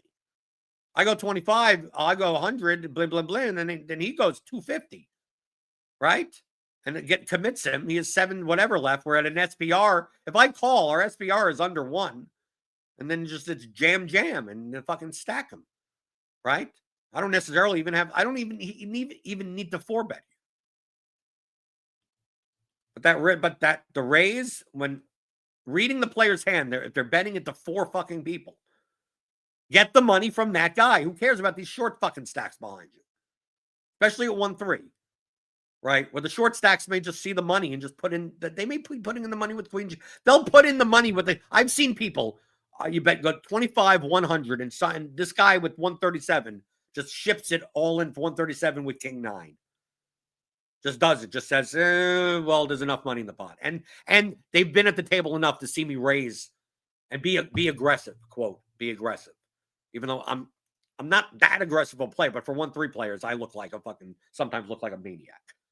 Only because I raise and bet a lot, but not like absurd amounts, but just, when you actually, dude, we're playing in a game, 1-3 games, where it's a ranked game, 6+2, and it gets folded around to the button, and the button limps. These are these games, okay? I almost have a fucking conniption when people fucking do it, and I'm in the big blind. I'm in the big blind. I don't care what I have. And the guy fucking fold, limps on the button. And I go, why are we wasting our time? They're fucking they're taking like $3 out of the pot once we get to the flop. What are we fighting over? At least raise and try to take the $4. Fucking let's move on with our goddamn lives. So these are the games that we're playing in, right? So like this whole GTO based strategy of like, well, I got to fold pocket 3s in early position, or I got to raise with them. Like, dude, if I raised with pocket 3s, I wouldn't get these. This hand would play out so much differently had I think it's suicide in 1-3 to raise under the gun with pocket 3s, because you're just putting in more money to just get a 4-way pot that's $60 instead of a 4-way pot that's $12. I mean, that's essentially, and you're going to be out of position and hard to realize your equity in the early positions anyway. So, like, I think it's perfectly fine open limping in early position. In late position, don't fucking do it. Right? When you're in late position, I'm pretty much always raising. So yeah, so there's a little bit of a poker hand. From my explanatory point of view, there are probably other people on YouTube that explain this shit way better than I do, that I typically listen to. But here's my take, my fucking take on the hand in general. I don't think a limp is considered bad from early position online. Become a bit more of the people are trying to out level each other online. If you're playing like, I mean, dude. 1-3 at a casino is, I don't even know what it is online. Are there 1 cent, 2 cent even? I mean, like, I think if you're playing online poker at all, you're probably better than a 1-3 live no limit hold'em game. Like, just the fact that you're even able to play because the legal restrictions and everything like that. Like, dude, 1-3 is awful. I mean, 2-5 isn't great either. But 1-3 is, dude, the most awful fucking people. It's easy to beat. It's just that the rake and the money on the table. It just makes it tough to have a good enough win rate that it's worth your time to play. I'm only playing in 1-3 games these days if it satisfies 2 things. One, there's enough money on the table, and there's some 1-3 games in the city, maybe not at the casino, that have a $500 max and a match to stack. Right? You're playing a match to stack 1-3. Next thing you know, 2 hours in, there are people that we have $2,000 in front of us. Like, then they don't care. That's not really a 1-3 game anymore. And the only other time is when I come and I put myself on the 2-5 list and I'm waiting. Right? I'll play in a game for an hour or two, waiting for a 2-5 or a 5-10 game to start. In this market, obviously, you go to if I drove 5 hours up to fucking Chicago, I'd go to Rivers and just easily get into a 5-10 game. Right? There'll be multiple ones or 2-5, 5-10, something like that. If I went go up to the fucking Hard Rock in Cincinnati, be 2-5 game running. But is it worth it? Is it worth it? Go to St. Louis? I mean, like, it just. Nashville. I mean, there's some games, home games down in Nashville, but it's like, I'm going to drive 3 hours to fucking play fucking poker, right? I like playing for long periods of time. I don't to waste 6 hours back and forth. Here it's fucking 20 minutes away. I could go fucking play. Okay. Let me do this other hand. This is a hand that I was not in. I was not in at all. Right? We're going to do this hand, and then we're going to go to the fucking see what 55 gifts for fucking gamblers. We'll make fun of that shit. Okie doke. Am I still on? I don't know. All my shit refreshed for some reason. I have no idea why. But I think I'm still on. G says, I think you played it well. Main decision was how much you could get away with the overbet on the river, which we redepended, presumably. Yeah. No, agreed. I mean, that's why I was like, my original thing was, why not bet 400 or something like that? The thing is that my turn raise, like, I could have possibly done higher on the turn raise also. But I mean, 100 is a pot size turn raise. I mean, on a 25 into 50, I mean, it's a $75 raise. So, I mean, I don't think I'm doing much more than that. I mean, I guess it could have been I could have made it 150. He calls and then I could make it 450 on the. I mean, yes. Hindsight is 20/20. I think in general, I think raising on the flop, I wouldn't have gotten as much money. I mean, I think that's the key point is that if I as a 1-3 game, if this is 2-5, there's much more semi bluffing going on in 2-5, and people know that you'd be like a raise on the flop could be queen jack, right? Could be queen jack backdoor clubs, something could be something like that. 1-3 players don't do that shit.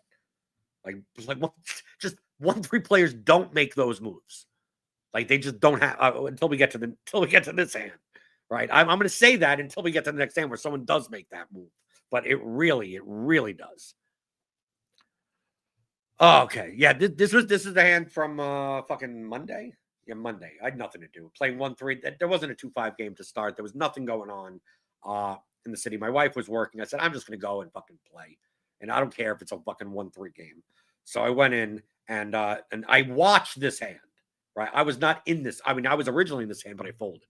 Uh and this was a crazy hand because uh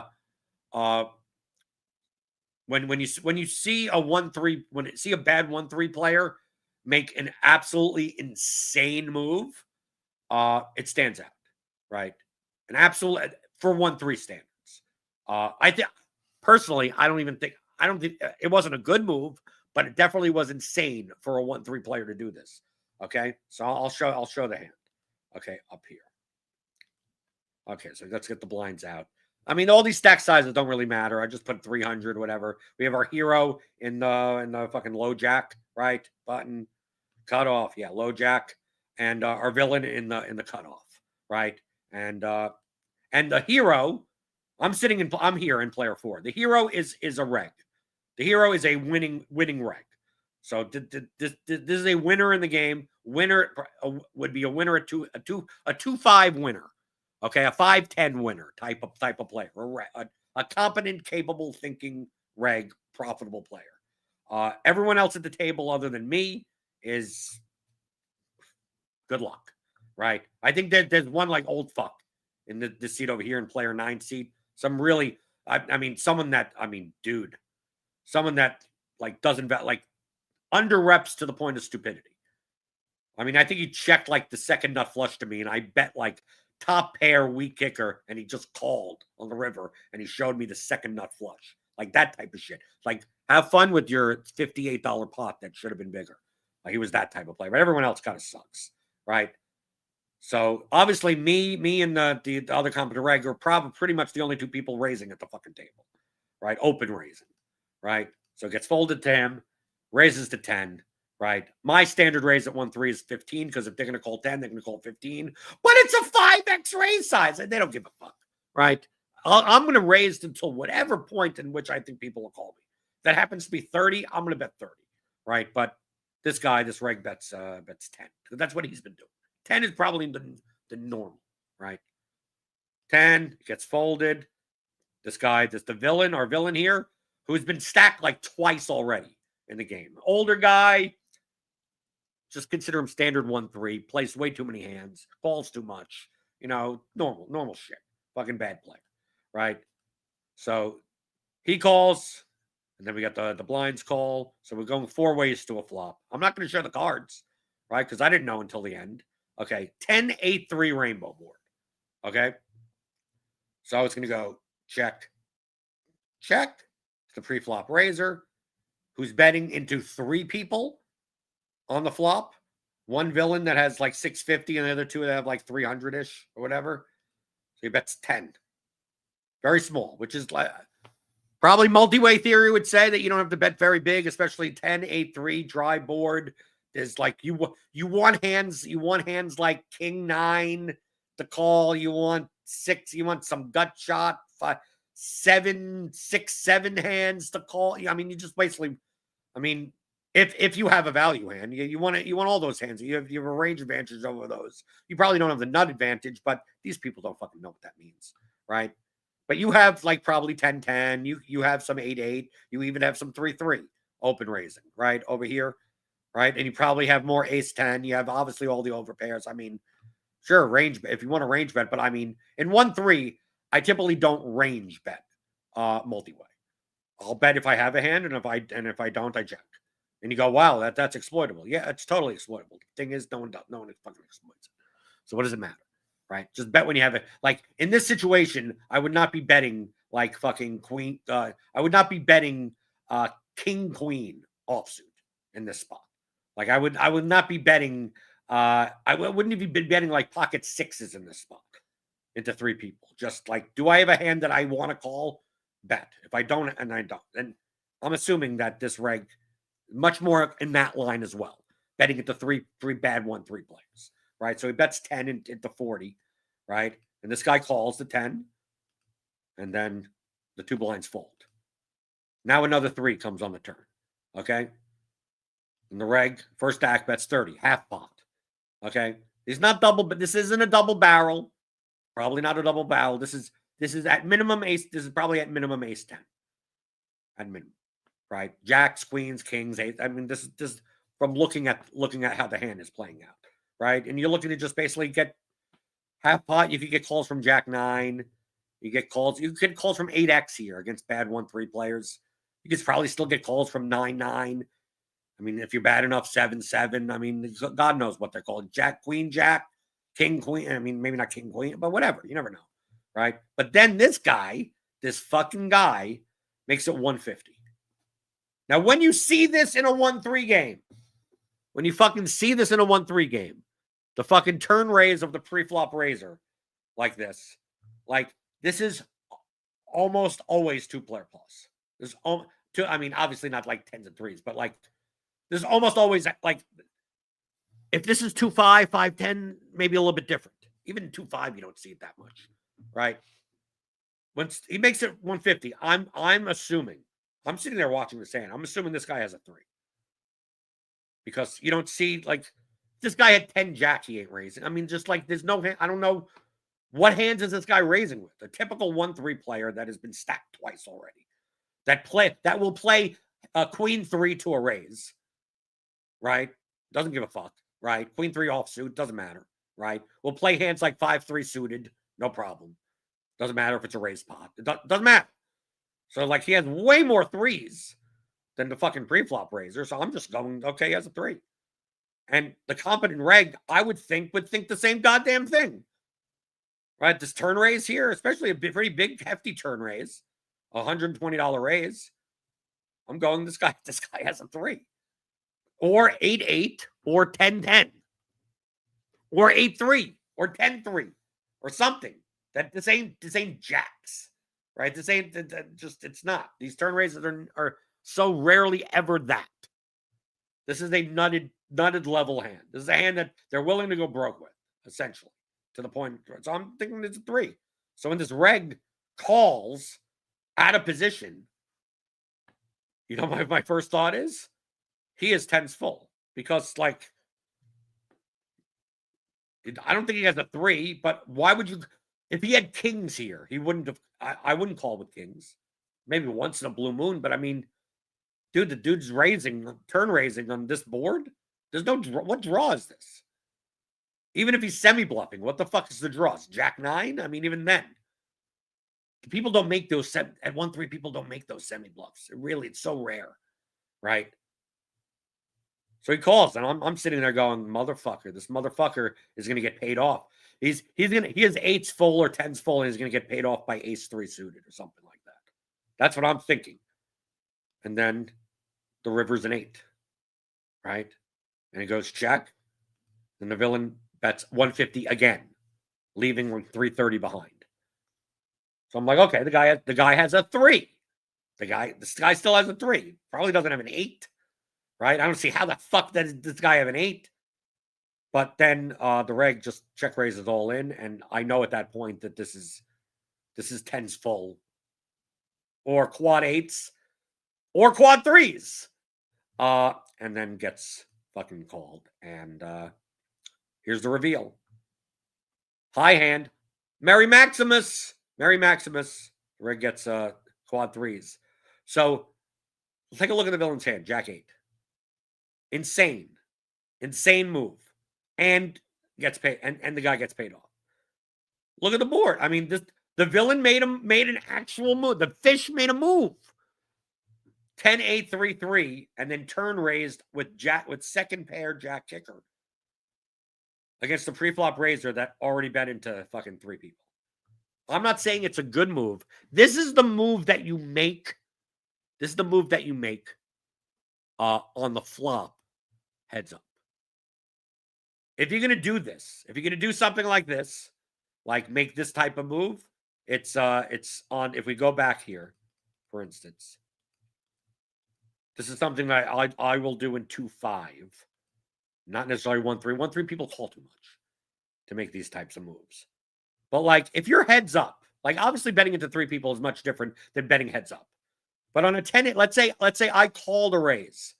Let's say someone raised, right? Some competent player, competent keyword, competent player raises, and I call, and I just flat in this spot, and then the big blind, whatever does whatever, and they get out of the way, and it's a 10-8-3 board. And let's say I had Jack 8 of suited, which I probably don't because I'm probably folding that hand. But if I did, let's say I had 8-9, maybe I would play 8-9, right? Or maybe I'm playing Jack 9 suited, or maybe 8-9 suited, something like that. If the pre-flop raiser first act bets into me like this, I'm much more likely to raise if the pre-flop raiser c-bets too much. That's the exploit of taking advantage of over c-betting, which you will see at 1-3 with semi-competent, with the fake, what I would call fake pros. Like typically they're like in their late 20s or early 30s that are winners in the 1-3 game, but don't have all their fundamentals down, and they will c-bet way too much out of position. Way too much out of position. And then you just take advantage by raising them on the flop. And it's much better to raise them on the flop than raise them on the turn, right? Because typically they also don't double barrel enough, right? Now, if someone is a over double barreler, then it's better to raise on the turn because they're over double. They're going to be bluffing too much. They're going to be c-betting too much and then bluffing, barreling the turn with too little equity that I could just take it away. I mean, this is all heads up stuff. I would never do this fucking 4-ways. But yeah. But aggressive people that over c-bet and over double barrel, then the turn raise makes much more sense. But a lot of times you don't. A lot of times people either over c-bet or over delay c-bet, but they don't over double barrel, and especially at 1-3. And over triple barrel doesn't exist. I mean, you rarely see triple barrels in 1-3 to begin with, let alone someone that over triple barrels. So yeah, so I like the move. I like them.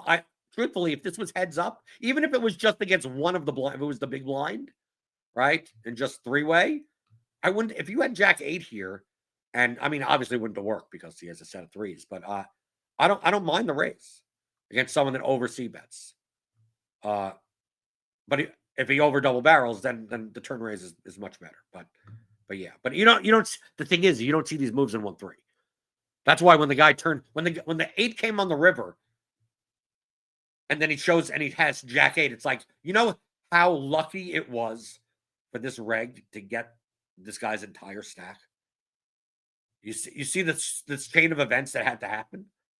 That he call a raise with Jack 8, call a flop back 4-ways with second pair, and then semi-bluff raise, or you'd have to ask him what he was thinking, with just 8 while the other guy has quads, and then have the other 8 come in order to get paid off on the river. Because obviously this guy, I don't think if the reg calls 150 and then gets checked 2 on, let's say, a 5 or a king or something like that, I don't think he's betting. And if he's betting the 150, he's betting the 150 as a bluff, and he gets check raised all in, he's folding. So the sequence of events just to happen, just for this fucking reg to get the guy's entire stack, fucking ludicrous. Fucking ludicrous. But you rarely see, I mean, when he turned over Jack 8, I'm like, Jesus Christ, he raised a fucking turn like that? The thing is that you ask these people, what were they thinking? I'm not even sure if they could tell you. Sometimes you see shit at 1-3 where sometimes it just monkey collect. Like, I don't even know what they thought. People bluff with the best hand. Sometimes I get fucked up by people betting the best hand on the river as a bluff. I go, how is it? Someone comes out, they show no aggression on a board. Like, we could show a board like this, like show the end board, and it ends up, they call a bet, right? And it's a 4-way pot. And then on the river, they come out first act with like pocket 4s. And then someone calls them with 8-9, with 9s or something, like just weird shit of like, if 4s were the best hand, who's calling you? Like, who's calling you on the river? I mean, I don't say this, but I'm just saying, it's like, if you did have the best hand, you won't have it when it's called, so you might as well just check to induce Jack Marine to bluff or something like that. But you'll see that weird shit at 1-3. You won't see nearly as much of it at 2-5 or 5-10, where you're just sitting there going, this is obviously a bluff, but you're sitting there with a hand that may not even be able to beat that bluff, even though the guy is quote bluffing, right? In those scenarios, you know what we should be doing? Fucking raising. Don't be scared, right? Whenever I get the thought of that, this guy is very good shot of bluffing, but it's quite possible he doesn't realize that he actually has the best hand. I'll even min raise in 1-3. I'll min raise because if they're bluffed, they're going to fold to even a min raise, right? Even though min raising is typically not. The GTO police would come out and say you shouldn't be doing that. That's exploitable. No one pays attention, people. I'm telling you, no one pays attention.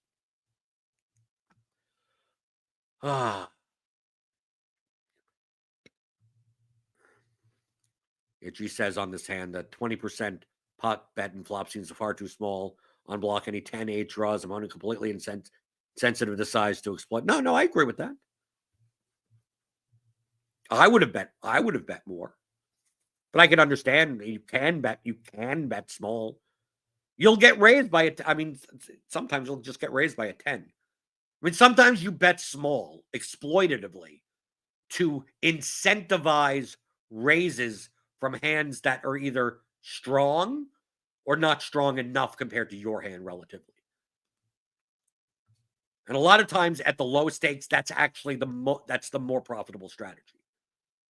That, like, if you bet, like, for instance, on this 10-8-3 board, if you with what? How much was in the pot? What do we get? $40, right? Like, if you bet 40 here, it's quite possible that ace 10 calls from a 1-3. I'm talking about a typical bad 1-3 player calls ace 10. If you bet 10, it's quite possible ace 10 raises to 60. If you understand what I'm saying. The more that you bet, the more that people get scared that maybe you have them beat, right? But you bet small, it incentivizes people to raise, right? It's the same thing on the 3 over here. Like if you're sitting there going, I'd like someone with a, like, let's say you're sitting here with 10s full and you want to get paid by a 3. Like, obviously, if you could bet 180 into this pot and get a 3 to call, right? A 3's not folding, right? But if you bet 30, a 3 will most likely raise, and that gets more money in the pot. I'm assuming you have pocket 10. I'm assuming you have 10s full, right? At 1-3, because people, that's how they react to those small sizes. At 1-3, 2-5 is a different story. 2-5, 5-10. I mean, a lot of times it happens. Same thing happens at 2-5 also. Really depends on who you're playing with. A lot of this, I mean, that concept that I just said right now is, go watch Hungry Horse Poker. Like that dude, Mark Goon? Like, there's some of the stuff I don't do exactly, but essentially plays the same way that I do. When he came out with that $100 challenge and shit like that, I'm like, okay, let's see what this is. And I see how he plays. I'm like, wow, he plays a lot like me, right? A lot of half pot bets. I do a lot of half pot bets for that exact reason. It gets weaker hands to call and stronger hands to raise. It basically knocks out, most of the time, knocks out people's ranges. And then I'll go half pot a lot of times and get called, or I end up overbetting the turn, get called by a draw, and then pick off a bluff on the river. It also makes your strategy a lot more simplified. You don't have to worry about 3 bet sizes and shit like that. But yeah, for 1-3, 2-5, 5-10 weaker games, whatever like that, I find it's the most exploitable strategy. And my number one concern half the time is, can people exploit this? I just see all the exploits that can be done to me. I go, how are people not figuring this out? How are people not figuring out that you should be check raising more here against me? Because I almost never have it in this spot. Like, almost never have it in this spot. And how do people not fold here when I almost never not? And they don't figure it. And dude, even the regs don't even figure it out. I don't get it. I don't get it either. But that's why I just keep on fucking doing it until someone proves me otherwise. Oh, okay. Last thing on the docket before we get out of here. Okay. 55 high roll. Before we get into anyone have any questions or anything like that, we got G that likes talking about poker in here. So I'll let you know that, it's not only going to be fantasy and sports betting. I mean, I play a lot more poker now, especially low stakes. I mean, this level, 2-5 level-ish poker. I'm not going back, Pio Solver. I mean, yeah, I do look at stuff. Lock shit. I really don't care. I really don't care that much about like pure GTO play.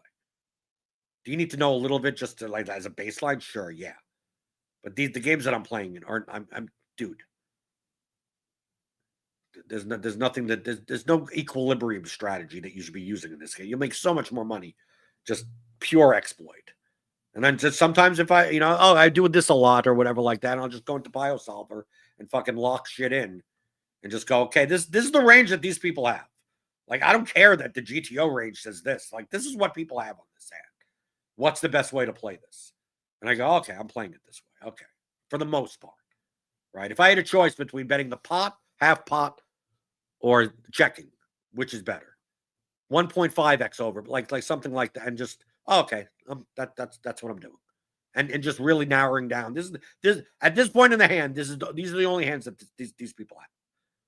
They don't have 9-7 of spades and a semi-bluff turn, whatever, check raise. They don't have it. I'm telling you. I'm telling the solver you don't have it.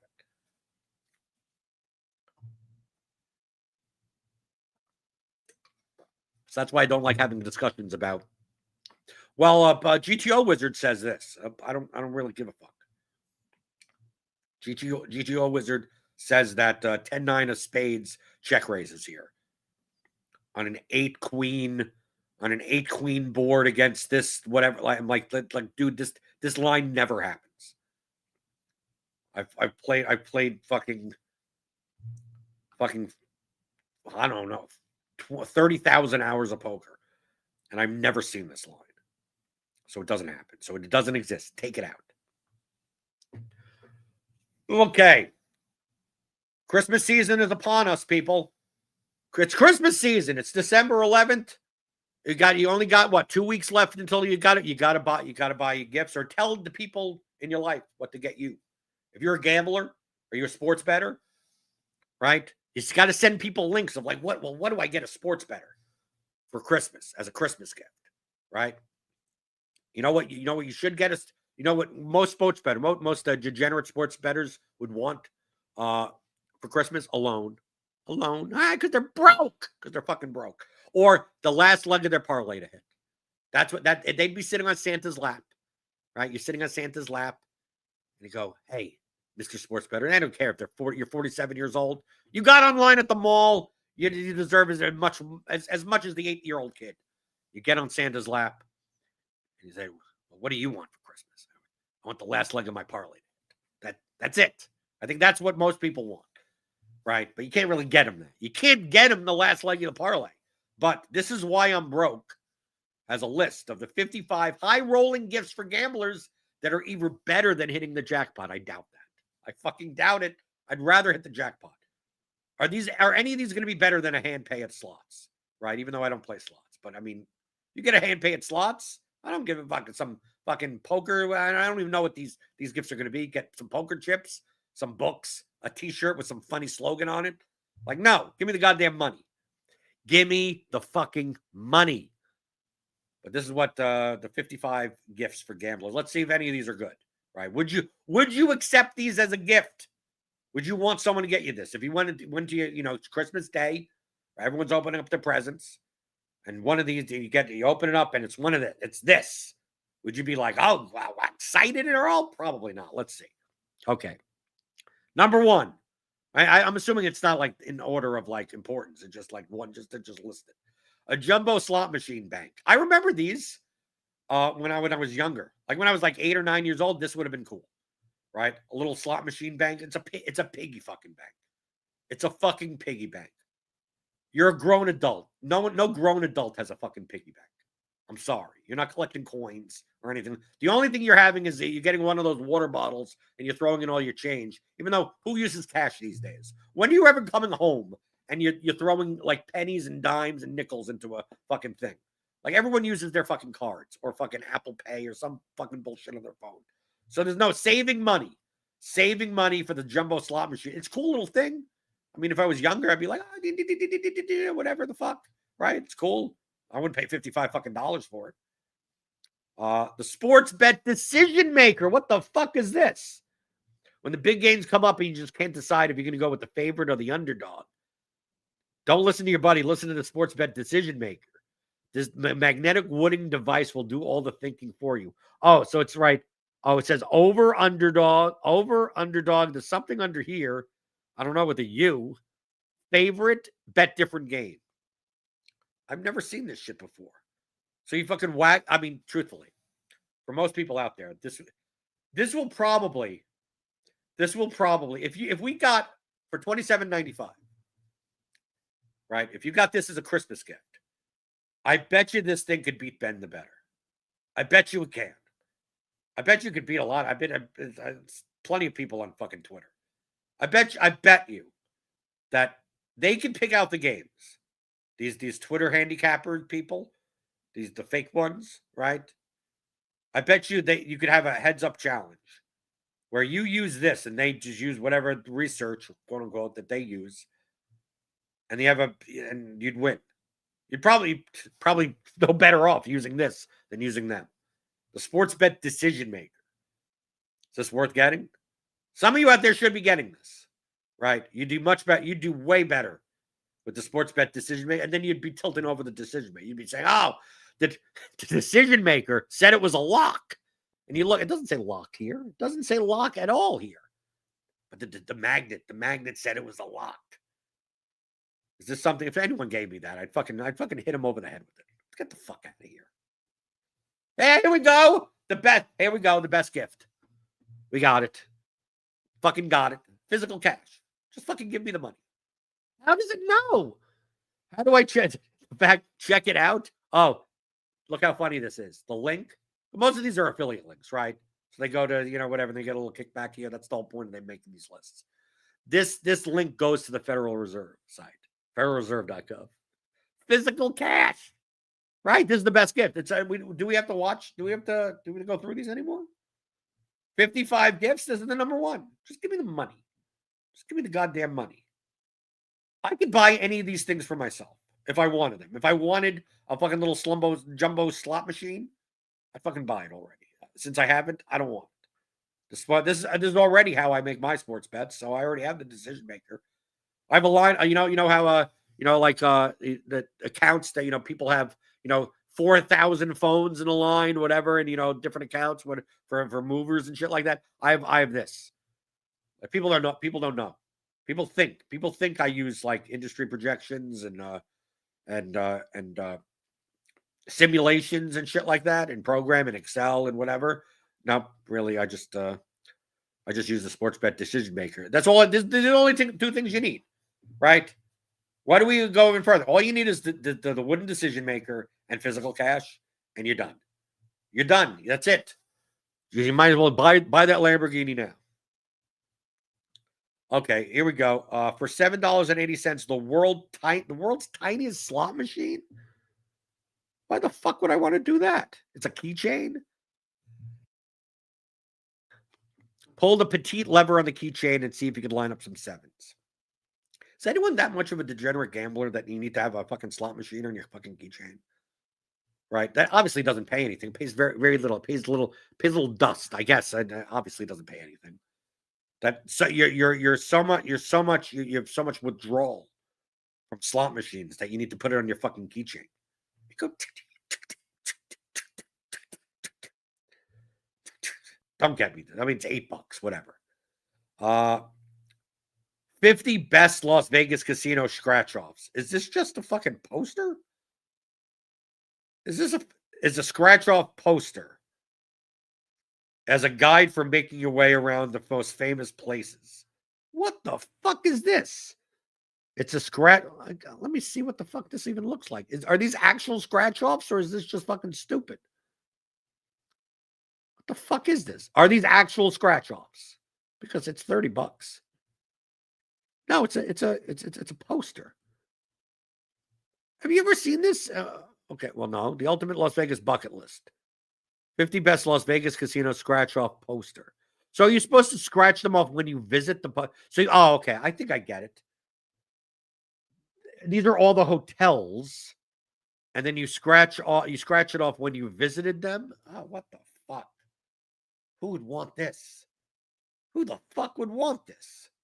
I thought these were actual scratch-offs. Right, there we go. Okay, I guess people get it. The scratch-off acknowledgement casinos you visited.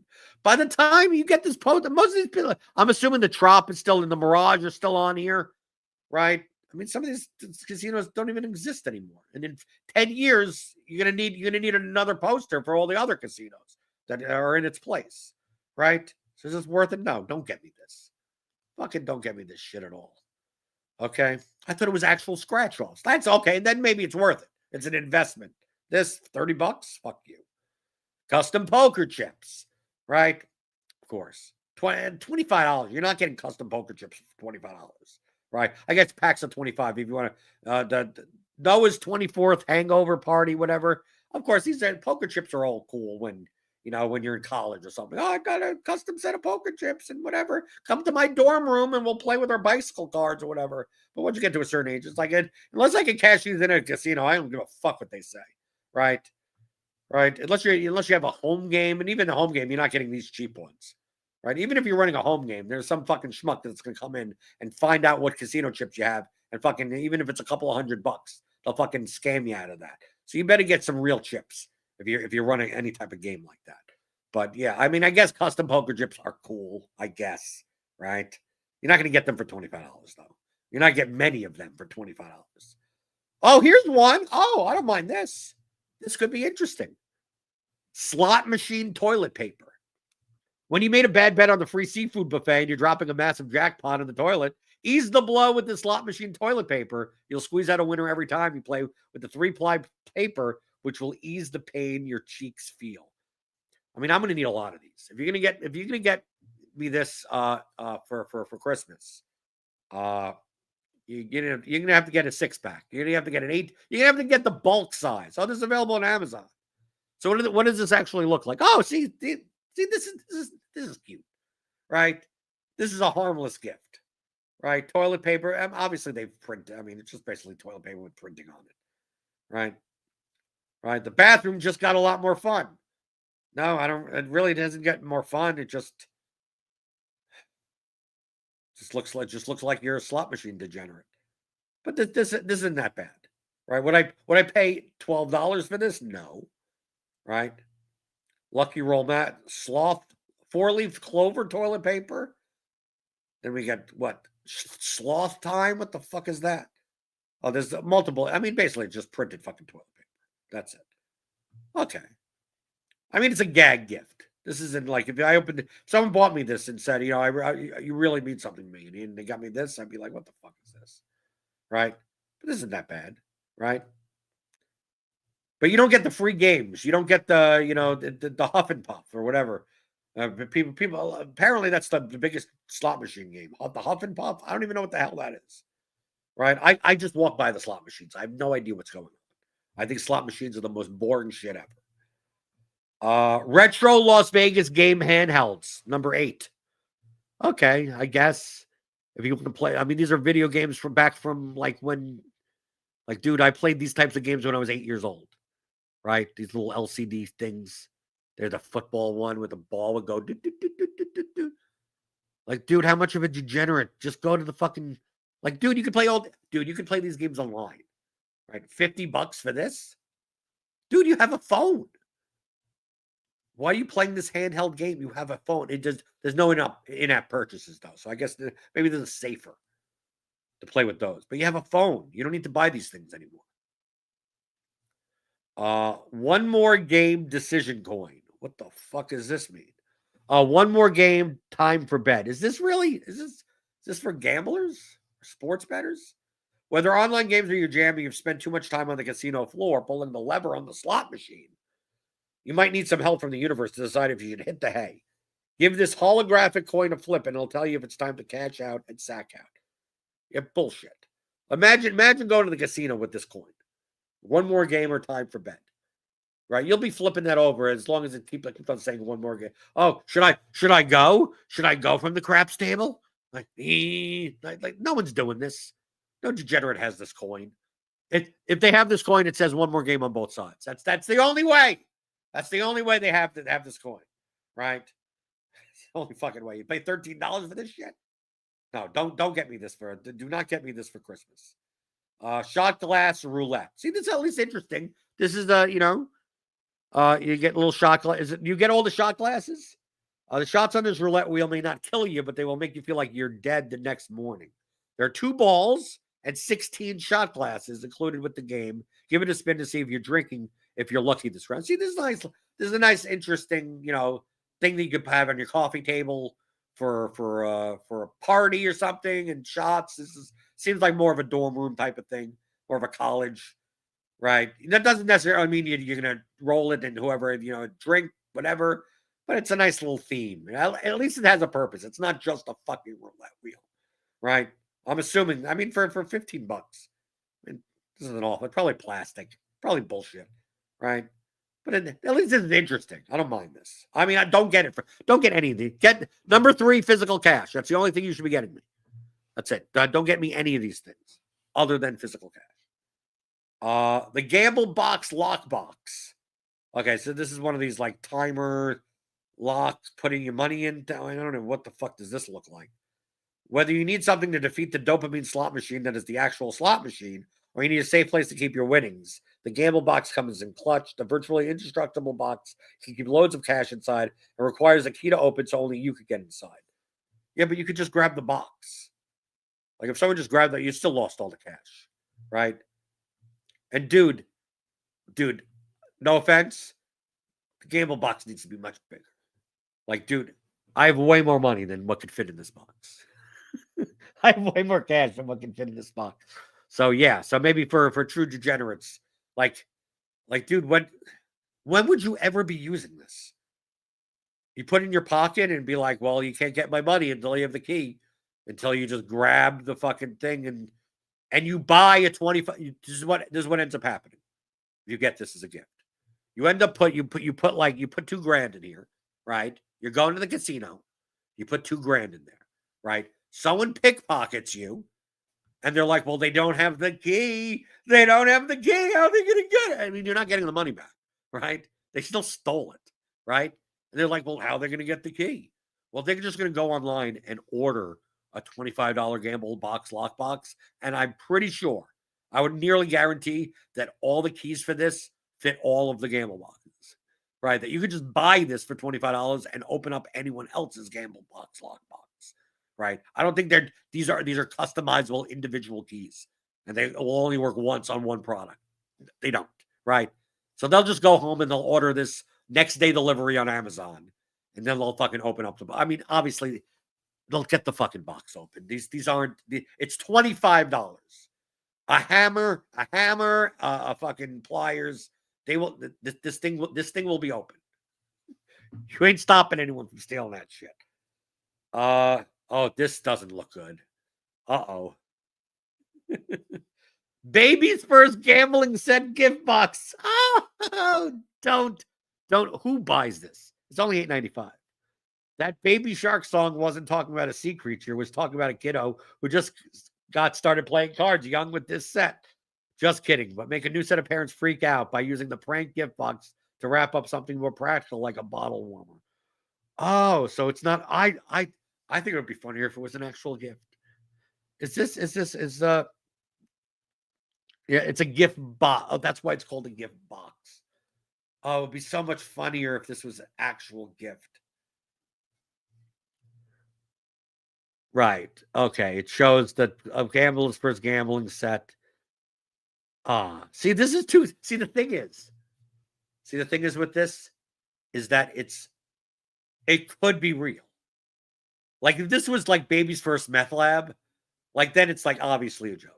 Then it's like obviously a joke. And I know where there's a lot of responsible gaming issues, have been talked about in the industry recently.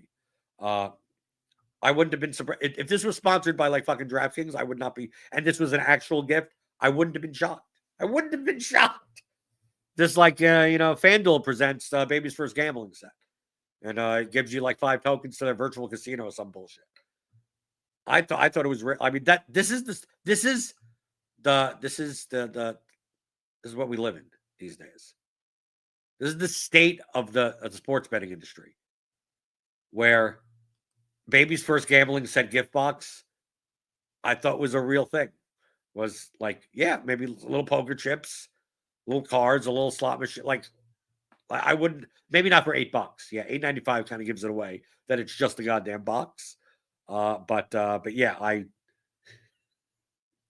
didn't put it past me. I thought maybe this seems like a gift that seemed reasonable enough to actually exist. That's sad, people. It's sad. Baby's first walking bets. That's what they should be. Baby's first walking bets. Get them started early. Then we got a personalized poker set. Yeah, okay. So this, I guess they just engrave on the fucking box. So it's a set. It's basically a set of chips with a wood case. Okay. Whatever. What the fuck is this? A 3-legged Chilean good luck pig. Did you bring your good luck pig to the fucking card room? I don't even know what the fuck this is. A gambler is never going to say no to a little extra luck. Black or brown, these 3-legged pigs are said to have brought good luck to generations of Chileans. Also known as chanchitos, the adorable piggies are only about 2 inches. They can fit into a pocket or a purse. So you're going to get a Chilean good luck pig. Obviously, you could use one of these as your fucking like card protector when you play live poker. I could see that, but if you're carrying around little plastic, I'm assuming they're plastic. It's $12. Okay, they should be real pigs. If you're gonna get me anything, get me I want a real 3-legged Chilean good luck pig. I want the real thing. Don't get me the fucking plastic little small shit. I want the real. Get me a real pig. Right? I don't care if it's dead. I'll fucking drag that shit around. Right? People ask me, it's my emotional support 3-legged Chilean good luck pig. Right? They have to let me in now. As long as I say it's for emotional support, they'll let me in. So go get me a pig. Go to Chile, people. Right? $12. Fuck you. No, you're going to spend $12,000. You're going to Chile. You're going to find you're probably not only going to be able to find 4-legged pigs, right? So cut off one of their legs, bring it home to me, and maybe then I'll have luck. I'll have much better luck. Much better luck. And people, security won't let me into the casino with it. I will let them know that it is my emotional support 3-legged Chilean good luck pig. And unless they want to get sued, right, for some type of discrimination, they're going to just let me in. They don't care if it's bleeding all over the ground. They'll still let me in. The box dice board game is number 15. I don't even know what the fuck this is. Skip the casino in favor of a family game night, but still get a fun dose of die rolling with this dice box game. It's just as high octane as hitting the high roller blackjack table. I can guarantee it's not. I don't even know how to play this game. What is this? It's just you roll die and you flip little numbers. You got to roll and flip those numbers down until they're all up or all down and race your fellow players to the finish. So it's fucking stupid. $35 for this shit? Especially roll die. It's, I got an 11. Oh, now I got a 6. Oh, now I got a... Can you make a game any more boring? Yeah, this is stupid. It's like, I'd rather play Hungry Hippos than fucking do this. Same configuration, but at least you get to slam on shit and fucking marbles fly everywhere. It's much more entertaining than whatever this fucking board game is. Playing card roses. Oh, what the fuck would you want to get this? $27. Treat your very own Lady Luck to some flowers that won't wilt with the time with a bouquet of roses handcrafted from a deck of 52 cards. And why are you paying so much with this? What the fuck are you paying so much for this?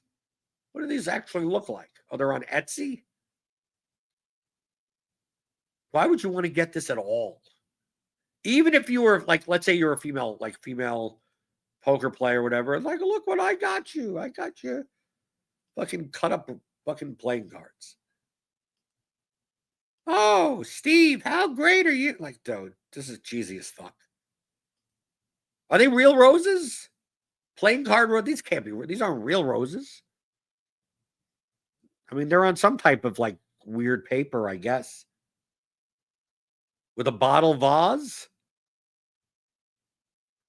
Yeah, this is. Yeah, maybe you get this for like some type of stupid theme party. Like if you get into hosting something or whatever, like maybe. And even then. Yeah, don't get this. Don't get me this. Don't get your wife this. Don't get any of this shit. Playing card roses is an expensive way to not get laid for a span of time. That's correct. Correct. Get real if you get real roses. Don't get playing card roses. And who would want who, even if you were in gamble, why would you want these? Why the fuck would you want these at all? Okay, let's keep on going. We got tons more to go. Chocolate poker chips. Okay, at least they okay. Right. It's like the Hanukkah gelt. Right. They're basically just wrapped in whatever. Okay, that's fine. I get it. It's like getting some cookies or something. That's fine. Table golf shot glass drinking game. Okay. This is at least a little cutesy little thing. This is a little knickknack. Very similar to that roulette wheel from before with the shot glasses around it. I think this is fine. Little putter there. I mean, this is a little cutesy. I don't know what this has to do with like fucking betting. I mean, I guess you bet on golf, I guess. But yeah, this is a cutesy little gift. This is the type of gift you give to like your neighbor, right? That you barely know for Christmas or something for $20. It's like, oh, you see he plays golf and like, yeah, there you go. A little cutesy little thing. There you go. Fine. Get the fuck out of here. If you're my neighbor, you know what gift I want? It's number 3, physical cash. Just leave it in the mailbox. Don't even fucking talk to me. Just leave it in the mailbox. Let's see. Personalized casino cash savings bank. This is Aunt Sheila's casino cash. And typically, you don't want to. Who does this? Who does this? It's easy to get excited about going to spend money at the casino when you can see how much money you've got to gamble. No, typically it's not.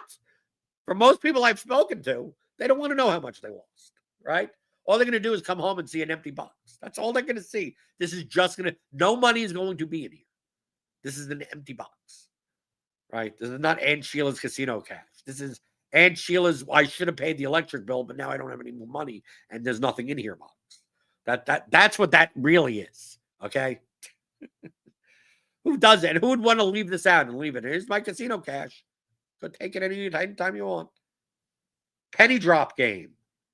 So this is, what the fuck is this? It's for your home bar, but take a penny, leave a penny. What is this? Fuck no. Why does any of these things have to do with cash? You realize that we live in like a cashless world. You could use cards and shit. Everything is about saving cash. Okay, here we go. Casino night, Las Vegas in a box. So basically, this has little what? Craps, a craps little Velcro craps board, little fake, a little plastic roulette wheel. I mean, I guess. Don't get this for me. Please. Don't ever get this for anyone that's over 21. Never. Please don't. Don't waste the $42.99. Don't even 18, truthfully. Right? If you're 21 years old, you're not staying home and faking playing in a casino.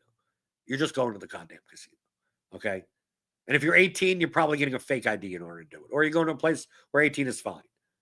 So if you're 16 or 17 and you want to get a degenerate gambler at 16-year-old, yeah, this is fine. Then that's okay.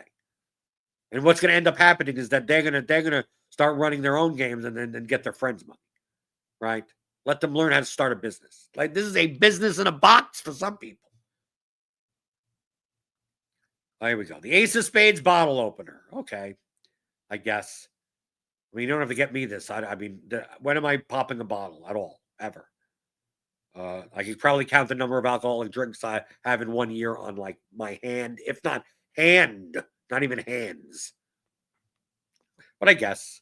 I mean, this Another one of these, like, buy your neighbor type of gifts. Right? Like, oh, no, I know that guy plays poker. I know that guy goes to the casino. Oh, here's a Spades bottle opener, Craig. There you go. Can I borrow your lawnmower? You know, like that type of gift. Same type of that double barrel shotgun lighter. Same type of shit. I don't know what this has to do with gambling. I don't. What does the double barrel shotgun lighter have to do with any type of gambling or sports betting of any type? Other than this is what comes after you when the illegal bookies coming to collect your money. If that's what that is, then sure. All game gambling lessons from a pro. Oh, only $110.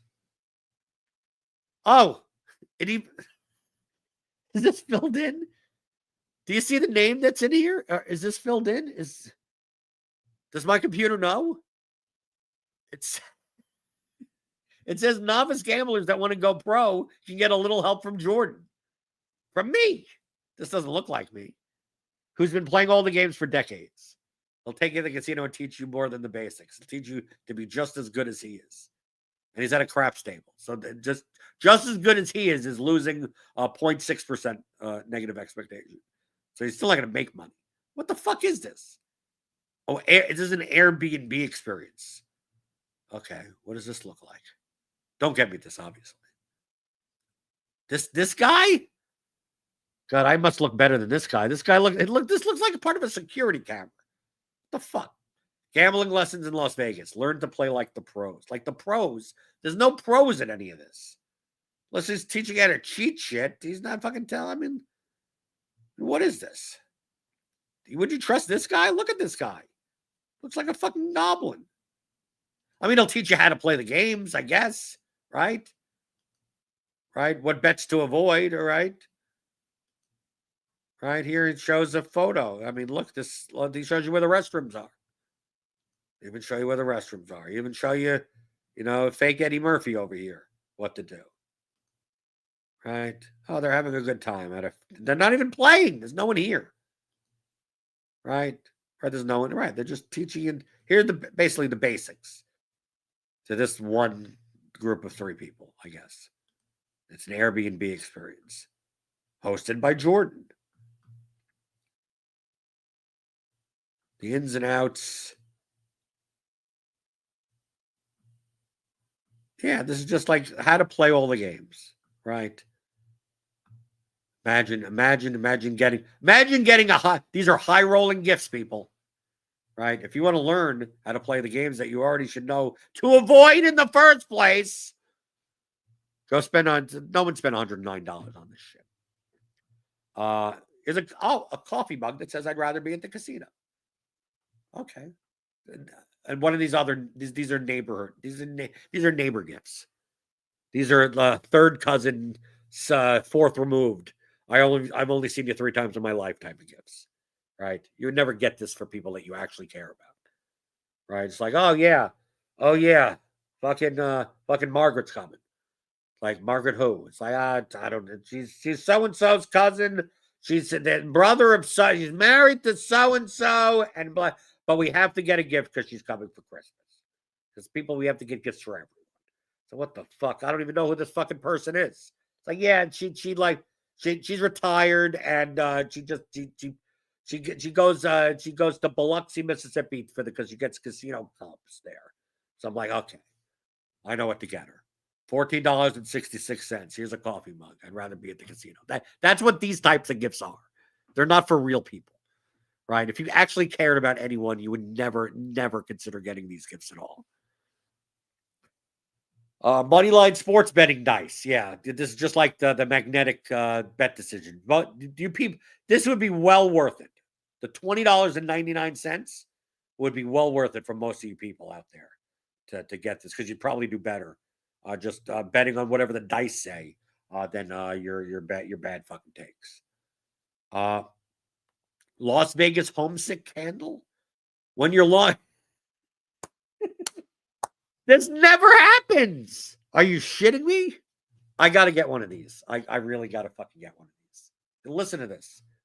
When you're longing for the smell of a casino, That is to say, something slightly smoky with a hint of old ladies wearing too much perfume. Try out something better with this candle. It's got hints of basil, fir needle, amber, and peppermint, and will delight your senses for up to 80 hours. So does this smell like a casino? Does this smell like fucking like cigarettes and BO and shit and fucking, does it smell like alcohol? I mean, what is this really? Because I would love to get this. If this actually smells like a shit casino, like an old fucking like El Cortez in Las Vegas type of casino. Oh, it's out of stock. It's fucking out of stock. Homesick premium scented candle. Distinctive sense of Las Vegas. I don't know. Does this smell? Does it smell like Las Vegas? I wanted something that actually smells like that. I would try it out. But I'm assuming it's not. No one's going to buy a candle of a fucking shitty Las Vegas casino. Right? I would. That's the weird thing. It's like, I don't buy candles. I don't give a shit about any of this. I barely have a sense of smell to begin with. That's why I could stand the casinos, because I can barely smell. But this is probably a real, I mean, look, this is really reviewed. 1454 reviews, 4.5. So this can't, if it's positively reviewed, this cannot smell like the actual fucking Las Vegas casino. Right? Does ever from, oh, these are just for all, okay. For Miami lovers, for this is for all of them. So yeah, all of this, all for any of these, okay, this doesn't, don't trust the reviews. Fucking Amazon. Right? But yeah, no, I would, no, it $38 is a lot for a fucking candle. But yeah, no, if you could find a candle that smells like a shitty casino for anywhere, riverboat casino in the middle of fucking nowhere, I'd put that on. I mean, that if you're a degenerate gambler, I'm assuming that could actually help your withdrawal. This may actually be a medicinal product. Right? If you're like, I'm getting the EBGBs, the urges, and next thing you smell the smoke and the unwashed carpet by your favorite slot machine, and like a hinge of like alcohol plus coffee, and you smell, and then you'd be like, oh, well, I feel like I'm already here, right? And then you don't go. I think it could have some. I could think it could have some purpose like that. Arthurian playing cards from the Knights of the Round Table. Yeah, I guess just theme playing cards. I mean, whatever. This is the neighbor gift, right? Even then, I don't know. Who would want these? The USA Racetracks map poster. I guess fucking $50 for this shit? No. I mean, even if you were big into like horse racing and shit, I mean, this is kind of a cliched type of gift anyway. You wouldn't. These are the types of gifts that like people that really like these things would never get for themselves because it's fucking stupid to. But people that don't know the subject go, this is cool, right? And they don't realize that it's not fucking cool. Gambler float pen. Okay, so it's a pen that has the little floaty, little toy icon things, or charms. They call it charms, right? It floats in water. This is a tourist. This is barely a neighbor gift. This is barely a neighbor gift. Personalized poker card protector. Okay, this at least okay. This is an actual. This is a thought. This is more thoughtful. I consider this a much more thoughtful gift. I approve. This is I'm unexpected value approved. Right? This is Jordan approved. Right? Nature calls every gambler, and he's got to respond at some point when you got to get up from the table in the middle of a game. Make sure your cards are protected. Well, obviously, if you're getting up in the middle of the game, you're not going to protect your 2 whole cards and wait for the entire fucking table. Right? Everyone's going to wait for you to come back from the bathroom. It's like, no, you protect your cards in the middle of a hand. Monogrammed stainless steel piece, personalized poker card protector. If someone got me this, I would be like, okay. I mean, would I use it? No. I typically use a dollar chip as my fucking protector in my hand. But 1950, this is okay. If my mother-in-law got me this and said, "Yeah, we got you. It says JC, a card protector." I'd be like, yeah, okay. It's better than fucking the gambler float pen or fucking the three-legged fucking luck pigs, right? Shit like that. The fucking card roses that fucking don't do anything, right? Like better than that. This at least has a purpose. I can see actually using this. Okay, so this isn't that bad. So number one on the list is physical cash. Number two is the fucking personalized card protector, and it's a big gap though. It's a very big gap. I'd rather if you said, would you like the personalized poker card protector or $19.50? I will take the $19.50. Automatic card shuffler, $15.99. I guess if you're playing with your family or stuff like that, you put the two things on the butt. Typically, these little plastic things, one, they will break in the matter of like maybe 100 shuffles. And two, it will end up being faster for you to hand shuffle your cards anyway, than to line up the two sides of the cards. So it becomes kind of pointless. But yes, I mean, don't get me this. The card shufflers. I go to the casino card room, and I mean, they're doing it for me already. You know what an automatic card shuffler is? A dealer. That's what they are. I don't need this at my house. Waterproof black playing cards. Goths like to gamble too. The set of black and gold cards incredibly classy. No, it's not. They're waterproof, so you can spill a little whiskey on them and it's all good. Who wants this?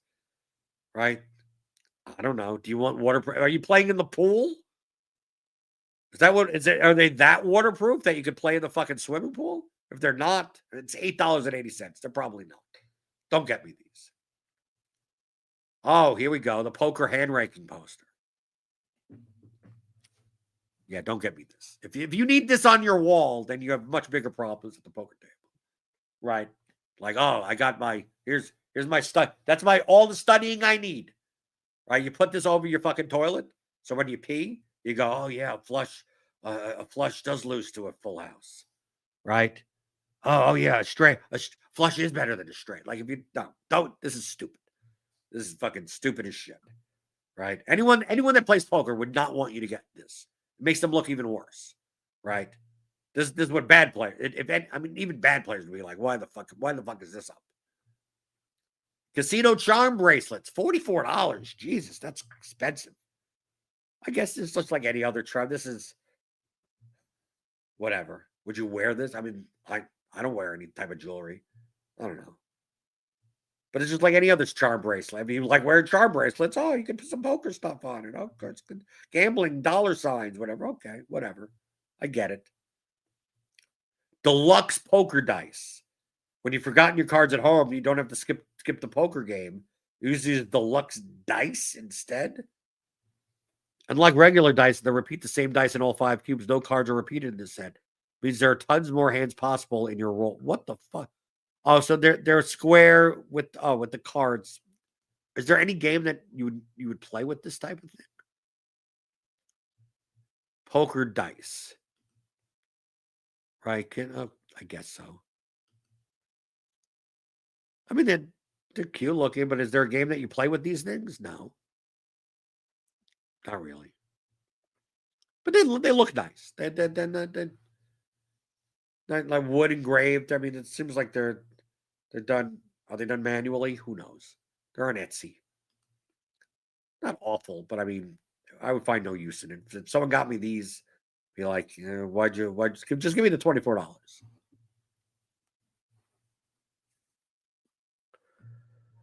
Lord of the Rings decks of cards. Okay, more just fucking because Lord of the Rings. This could be anything. It could be fucking Game of Thrones deck of cards. It could be Breaking Bad deck of cards. Lost the deck of cards. I mean, just all these are neighbor gifts. These are gifts that you buy for your neighbor that you see twice a year because you do some type of these are secret Santa gifts, right? That type of shit. Oh, the Logic and Sports Betting book. Oh, an actual worthwhile. Oh. Wow. There's 3 things on this list that are worth getting, right? The Logic Sports Betting book by Ed Miller. Yeah, definitely read that. $19.99. That's worth it. Get the Kindle version. That's fine. Okay.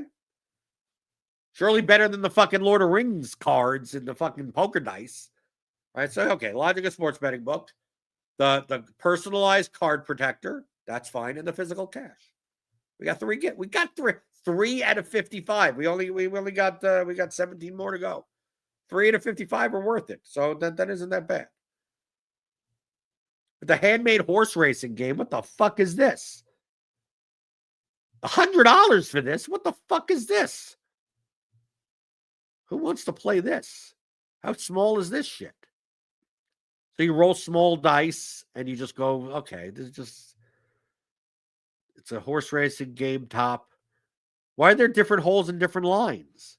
What's going on here? This guy has an advantage up here because he only has 2 holes. This guy has to run through all these goddamn holes. What's up with that? Why does one horse get to cheat? How does this work? Right? You got why do you have cards? Why are there cards involved in this? Are they scratch? What the fuck is going on? This just seems like this. It feels like this. It feels like you can make up the rules to this game. I don't know what you roll the dice and you go and you move and whatever. I have no idea. The game is a very well made game. The game is so much fun. This is obviously some fucking fake review. Right? My son loved this. He said it's very well made. He was extremely happy with it. Are these fake people? No, I guess this is the son. I guess this.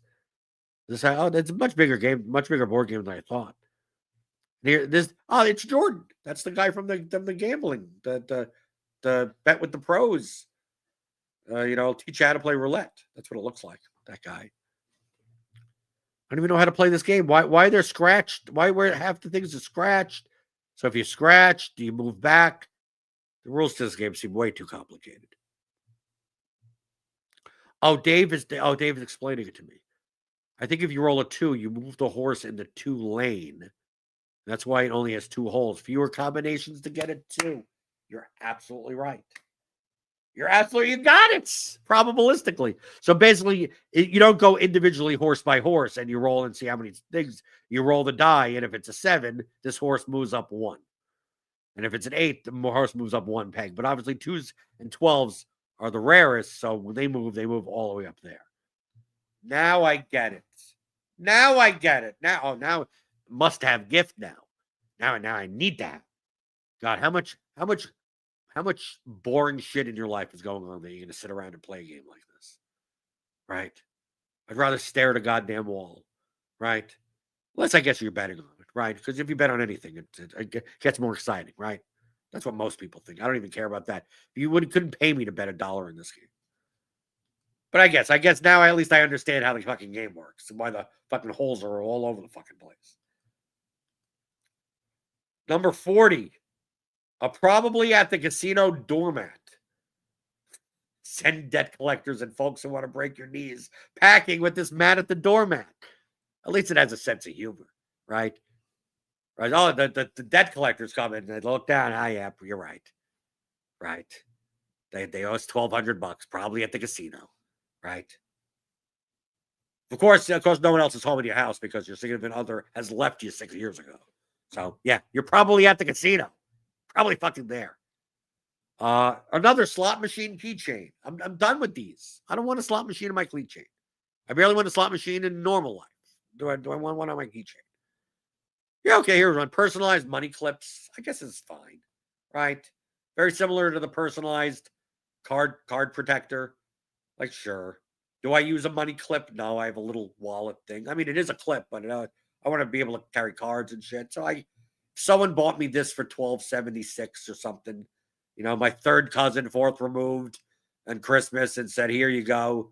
I'd be like, okay. I mean, it ain't a slot machine keychain, right? At least it's not a slot machine keychain, and it's not a lucky pig. It's not a fucking 3-legged Chilean lucky pig. So it's like, okay, that's awful. Personalized dartboard. I mean, $199.99. What's personalized about this? Right? I mean, it's a dartboard. Does it have like a graphic in the middle? What does this have to do with sports betting or gambling? I guess you could gamble on it. So what's personalized about it other than the case? Oh, so it's a big cabinet. Jonathan Man Cave and Bar. So basically just the outside.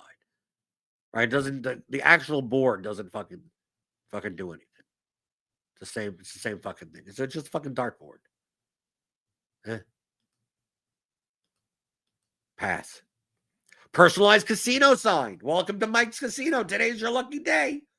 This is something that you get an 8-year-old. Right? Don't get me this. Personalized poker set wallet. Well, this is a weird thing. A poker set wallet and a poker set that comes with dice. Kind of weird. This leather gaming wallet. Okay, it's a gaming wallet. There are 2 wallets that every gambler needs to carry. One with his money and one that has gear inside he uses to make more or lose it. No, you don't. No, don't. You just need the money. You don't need to bring your own. They won't let you. If you brought your own die, they will not let you use it. If you brought your own cards, they will not let you use it. You know, the only thing that will let you use your own money. That's it. Why if you walked into a casino and came out with this, they'd fucking tackle you. Why do you have this on you? And it's personalized. I'm assuming because the leather's outside as a fucking thing. That's it. Right? Oh, it's not even available on it. It's the fucking guy. Yeah, why? Because why? Who would want this? Right? 2 decks of cards, 5 die, and your money. No. There are 2 wallets that every gambler needs to carry. So the wallet that you go to the casino with and the one that you show your wife. Those are the only 2 that you need. Giant deck of cards. Look at the kids. Kids, they're playing. Look, they're just like, look how big are these cards? What would be the purpose of these? The cards, they're basically 8.5 by 11. Okay, so they're basically like full paper sized cards. I would want them if I want big cards, I want them even bigger than that. This makes them look humongous, right? Because they put little kids there. If they put an actual person there, it just looks like they're looking at just a sheet of paper because that's how big they are. So do you want these? I mean, this is like this shit that you see on like game shows. They turn it over and whatever. This is not even a neighbor gift. Imagine buying someone this. Like what usefulness is this? Imagine playing solitaire with these cards. Why? Why would you be doing it? You wouldn't. Portable casino table for $457. What game is this? I mean, I can see a poker table. What the fuck game is this? What is on this board? This looks like shuffleboard. What is on this board? Oh, it's oval foldable poker table, brown felt blackjack board, and family games. What the fuck? It looks like a poker table, but like what is printed? What is printed on this fucking game? What is here? What is that? That's where the flop goes? Like what it Okay. The spacing is off a little. Like I get it. Okay, fine. A little portable poker table. Yeah, okay, I get it. That's fine. Ideal for hosting poker nights where everyone is they're obviously they're playing the stand-up game. Obviously, because we all know that when you play poker, the cards come out in these weird orders with the space in there, right? So the flop, okay, so there's obviously the flop and then the turn in the river, and everyone is standing because they can't believe it. They can't believe it looks like it's jack, like someone has quad jacks and everyone is yelling. Yes. Why is yes, it's a zero-sum game. Why is everyone cheering and standing at the same time? Did someone get busted across the table? Right? This is not even realistic.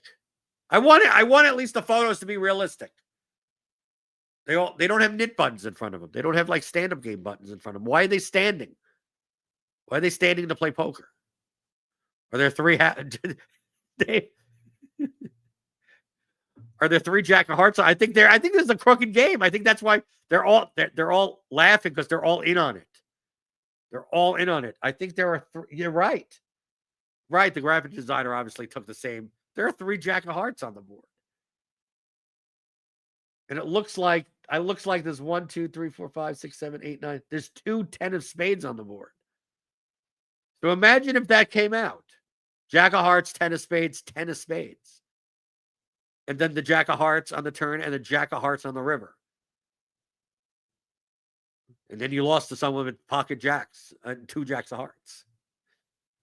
Yes, it's a misdeal. Yes, we get our money back. I was going to lose all my money, but now it's a misdeal.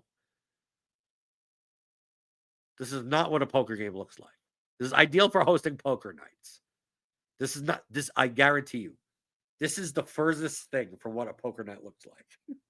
These people are way too attractive. First off, I mean that's the main giveaway.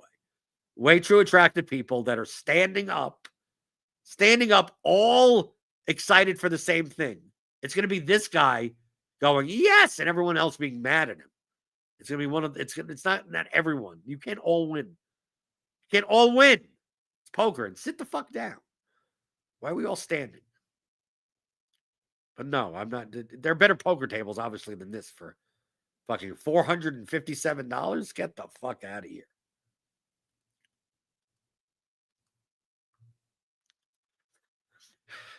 Josh says they were on the money bubble. that actually does make sense. They're all. That's why they were actually playing a tournament and they all got up because someone got eliminated in their single table sit and go or whatever, and it pays top 4. And that's why they've stood up and yes, even though it is a misdeal when there are 2 10 of spades and 3 jack of hearts on the board. TDA ruling kind of, for these small home game tournaments with the fold out poker table and the attractive people that don't look like they know what they're doing. Like, let's just say that the Tournament Directors Association maybe is not paying attention to many of these types of tournaments. So, yeah, maybe you have to look out for it. Maybe you need to be playing with these giant decks of cards rather than whatever the fuck cards that they're playing with in these games. With they're playing an 8-deck shoe. They're dealing out of an 8-deck shoe in order to get that flop and that turn and river.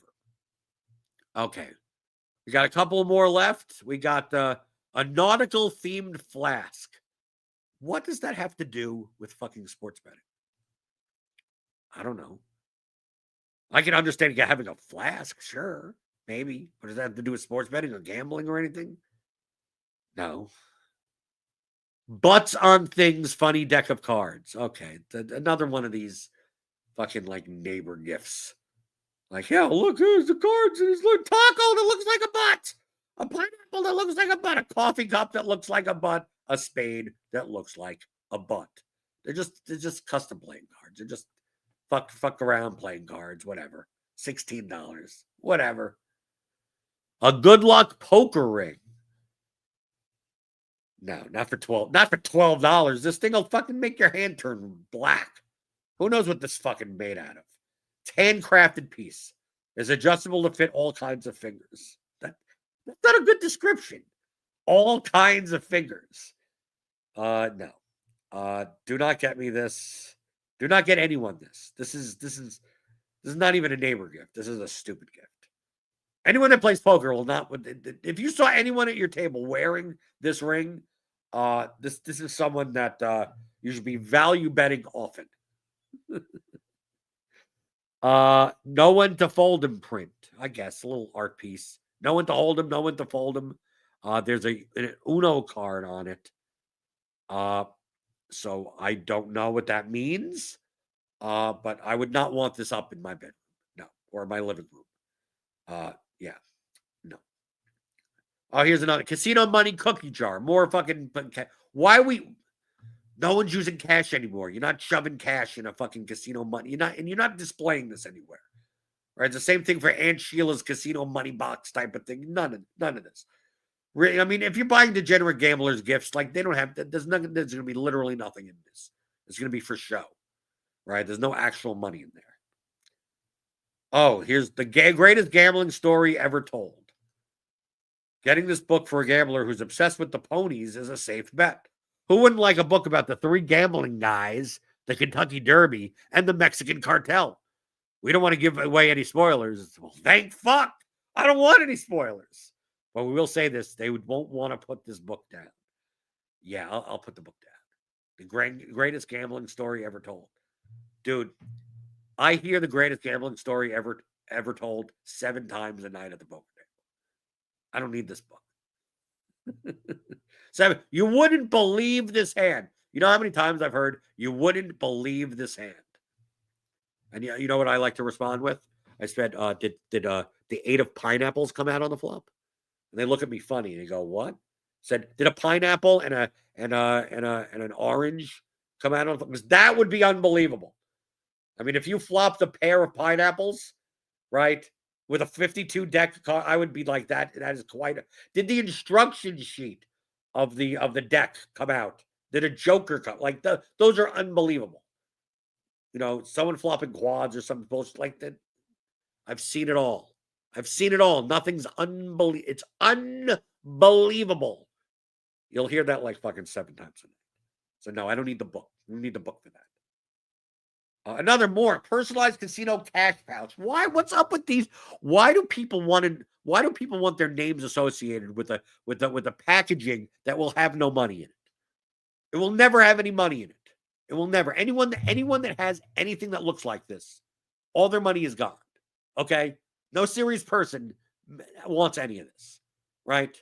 I'm never going to be if I have cash on me, which I do. Like I have cash in my house. I will not be labeling it and putting it into a bag like this. It will be in an indescript location somewhere, right?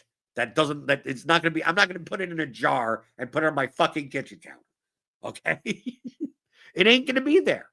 And the type of person that would buy something like this or get a gift like this, you would open up the cash and it would be like fucking like $7 in fucking dimes and nickels. Like that's it. Because they've the last time they went to the casino, they didn't come back with anything. Okay? So, no, don't get me this. The last one is, no, there's more. What, it says 55. How many more is this? Oh. It said 50. I thought it was, how many are we doing? 55. It says 55, yet we keep on going. How many more are there? Oh, Jesus Christ, there's way more. We have to go faster then. I want to get the fuck out of here. Any of these interesting? Gambling game mat. Right? A little felt game mat thing. Okay. A classic dealer visor. When is the last time you have ever seen a dealer at a casino wear a visor like this? Have you ever seen it? Has this ever happened? I've never this type of shit. Has this ever? Is this just some type of like made up shit that ever? When's the last time this has ever happened? Have you ever seen anyone like that? I haven't. But they'll call this a dealer visor. Okay. And here's a poker card hand ranking cheat coaster. Because why? Why would you? Any serious poker player wouldn't be caught dead with one of these on their coffee table. Like fake people would. Like a fake poker. Someone that plays in the bar league once a month has a gift like this. You came over my house, you would not be able to tell that I play poker. Right? No actual poker player wants any of this shit. No one. No actual poker player wants it. The only way you'd be able to tell is maybe some books on a bookshelf. Maybe. And that's it. But you wouldn't, and a computer setup if you know shit's going on, if you're playing online poker. Right? Other than that, like none of this exists. I'm not fucking. I don't have fucking dogs playing poker or fucking framed up on my fucking wall. Unnatural history deck of cards, another fucking custom card deck. How many? We don't need any more of these. What the fuck is this? Tangier's Resort and Casino Prop Keychain. So is this from the movie Casino? Right. It's a prop is a true must-have and the list the key details of the Scorsese movie in an incredibly creative way. Yeah. There's a little niche for me, a little niche. Probably no. And if someone in your life has this, they're probably Italian. Okay, that's my Guido friends from when I was like 20.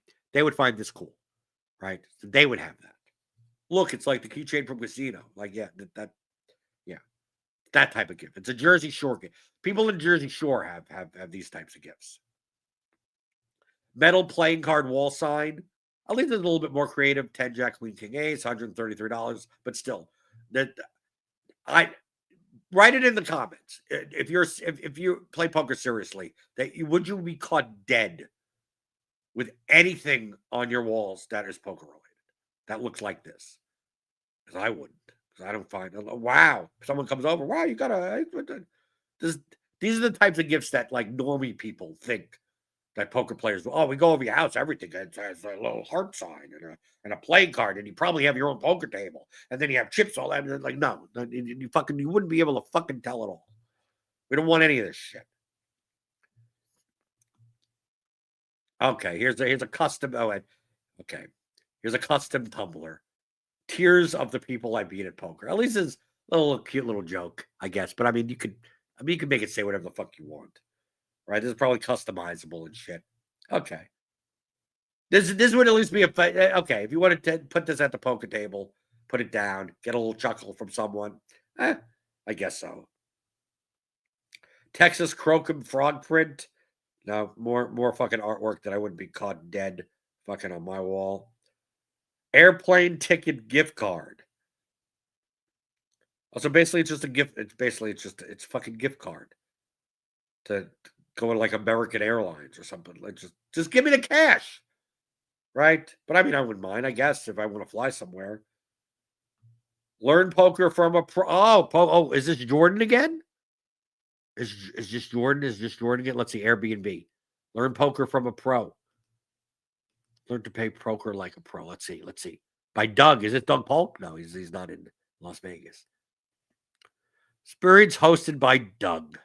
Good old Doug. What does Doug look? Does Doug look like anything? Let's see what this guy looks like. No, I don't think they're gonna show. No, just basically it's how to play. I mean, I'm assuming it's a how to play poker. Where should I play? What stakes are best for me? How much do these pros really make? When should I lock up a win? Which is not really a question that most poker players ask. We'll do a 1.5 hour session at the Caesars Food Court, right next to the poker room. Yeah, meet me in the food court. What a classy gift. Those in the group that are anxious to play can just sit down at the table after the official end time.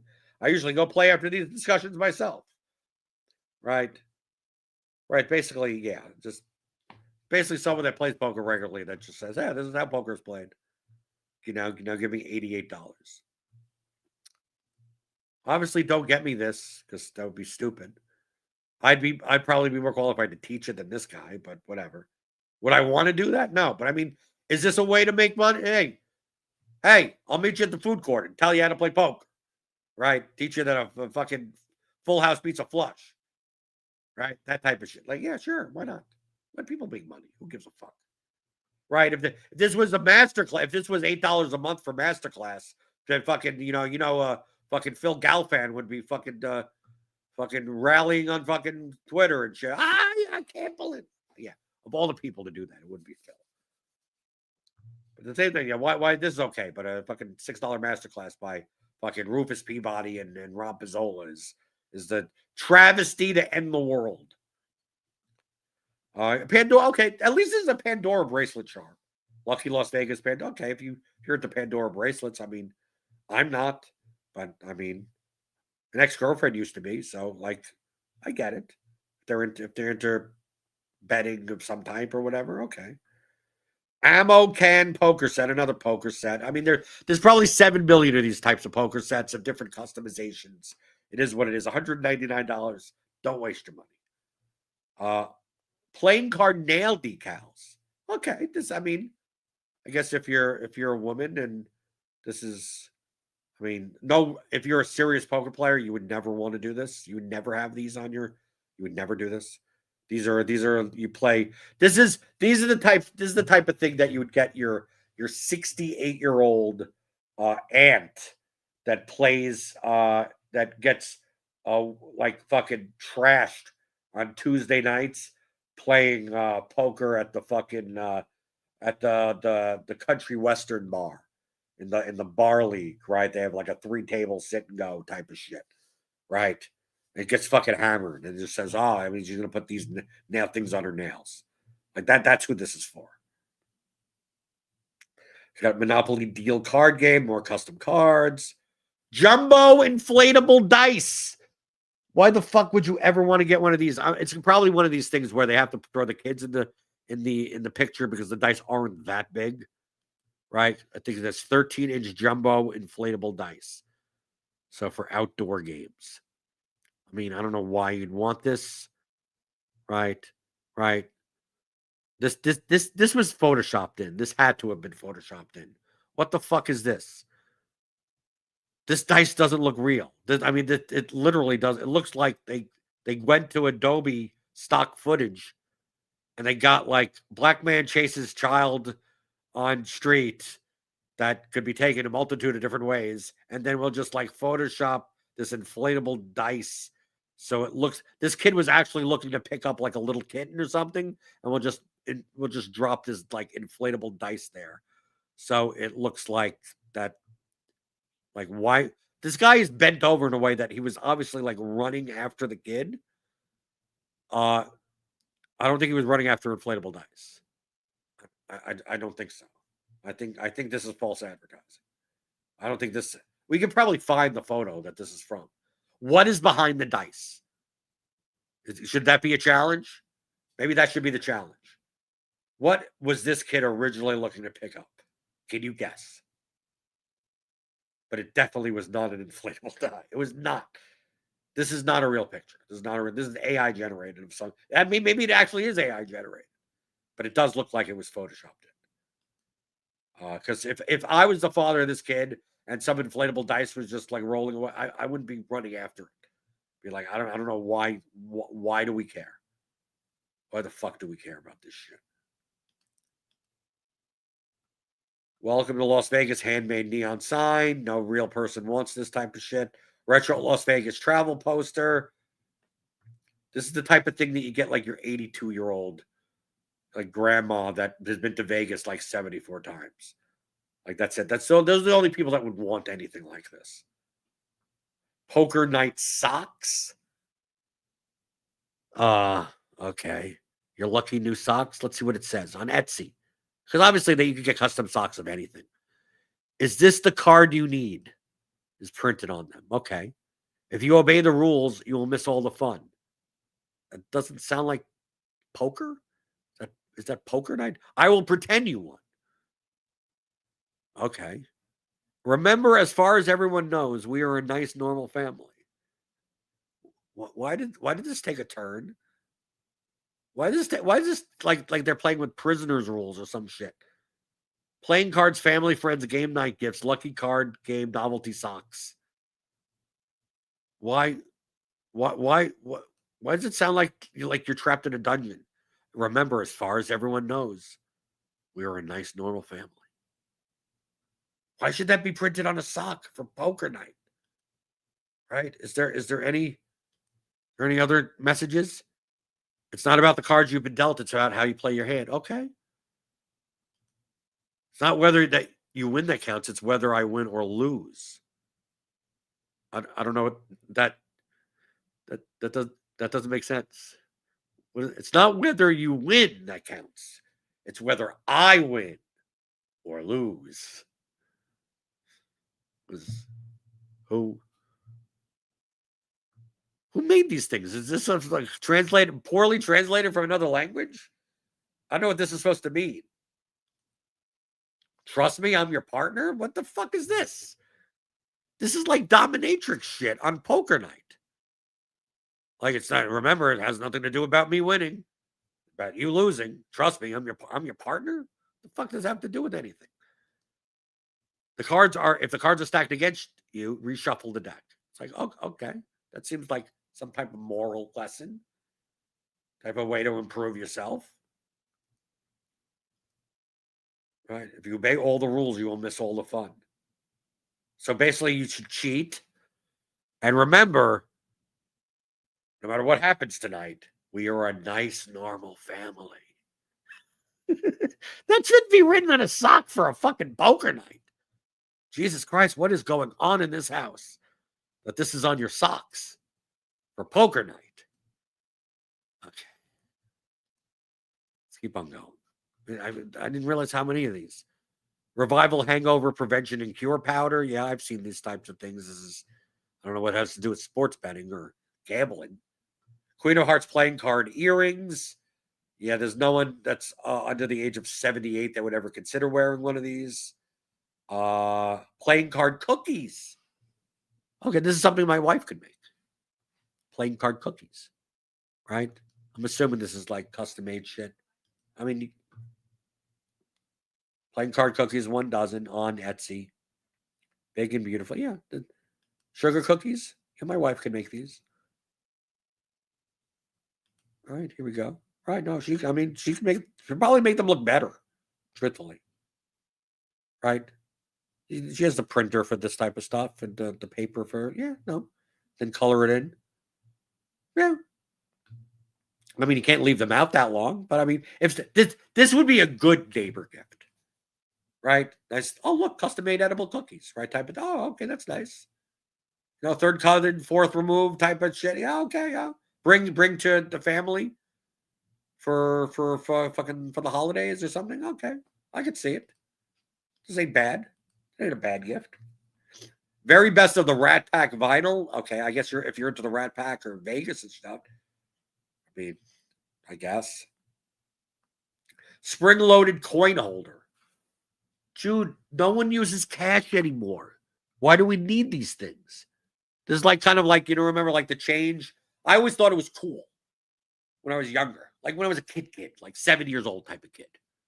The shit like the ice cream man had the change like holster, right? The little metal that hold quarters, dimes, nickels, pennies, and was able to go ding, ding, ding, right? And give it the change. You give $1 and then 21 cents, ding, ding, ding. And here you go. I always wanted one of those. I mean, not anymore, but I mean, at 45, I don't care. But yeah, I mean, something that's spring-loaded coin holder. So this is something more like that. I don't know why you need it, right? Who has change and who carries cash? I mean, even if you carry cash, you're not making change. Right, dude, I carry cash and I still go when I go buy, I'm going to buy food or somewhere. I'm still paying with a card. Gambler's Lucky Oil. What the fuck is this? Conjure oil? What the fuck is this? Is this fucking voodoo shit? Motherfucking voodoo. Oh. Item is sold out. Up. All the luck is gone. The item is sold out. Gambler's condition oil? Be extra lucky when gambling. What type of oil? Is this corn oil? Do you cook with this? World of Conjure. The fuck is it? What's condition oil? What the fuck is this? Just straight up oil? Is this car oil? What the fuck is this? What is conjure oil? I'm gonna conjure oil. What are conjure oils? Basically a ritual oil that we use for any intention, blessing, anointing, healing, cursing, invoking. They're made with all natural ingredients. And okay, so you don't cook this. You just you just light it on fire. You just say, I conjure good luck. Okay. That's weird. It's fucking weird. I'd rather have just vegetable oil. Give me vegetable oil. Make some fucking French fries or some shit. That would be better. Give me just $1.49 fucking vegetable oil.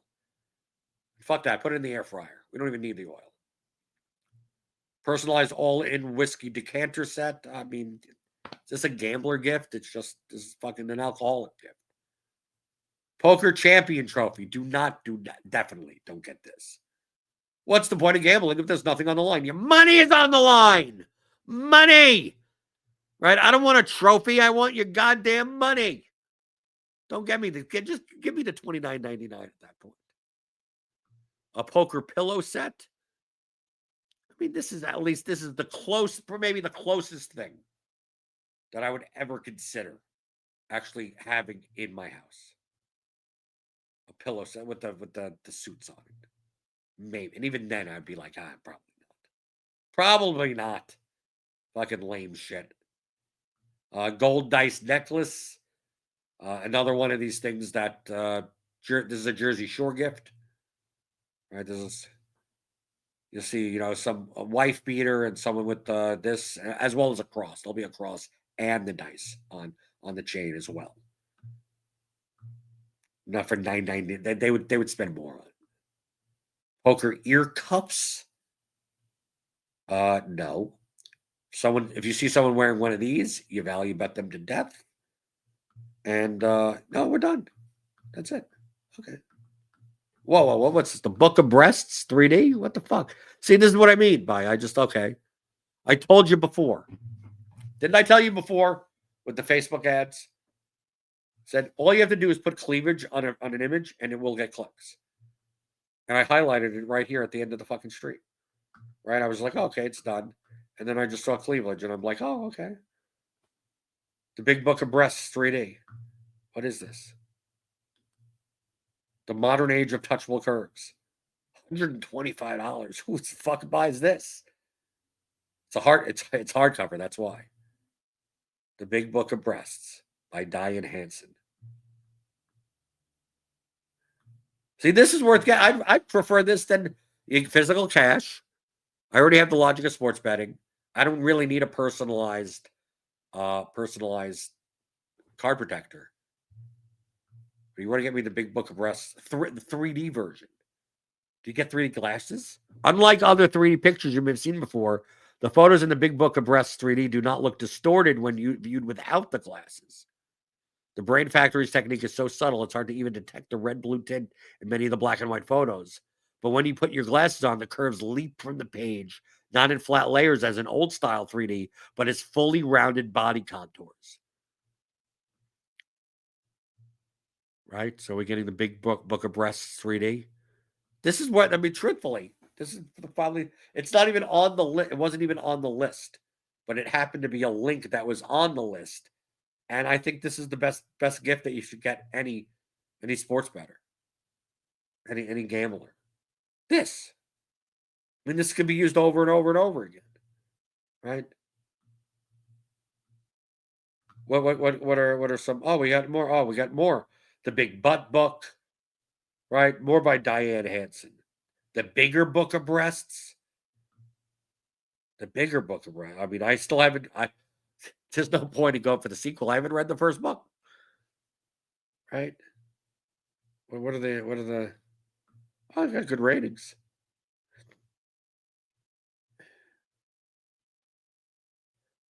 Okay, this isn't really porn. Most of these are taken from the 60s to the 80s and are on the cheap end of that, but made 3D and hilarious. And everyone wanted to page through.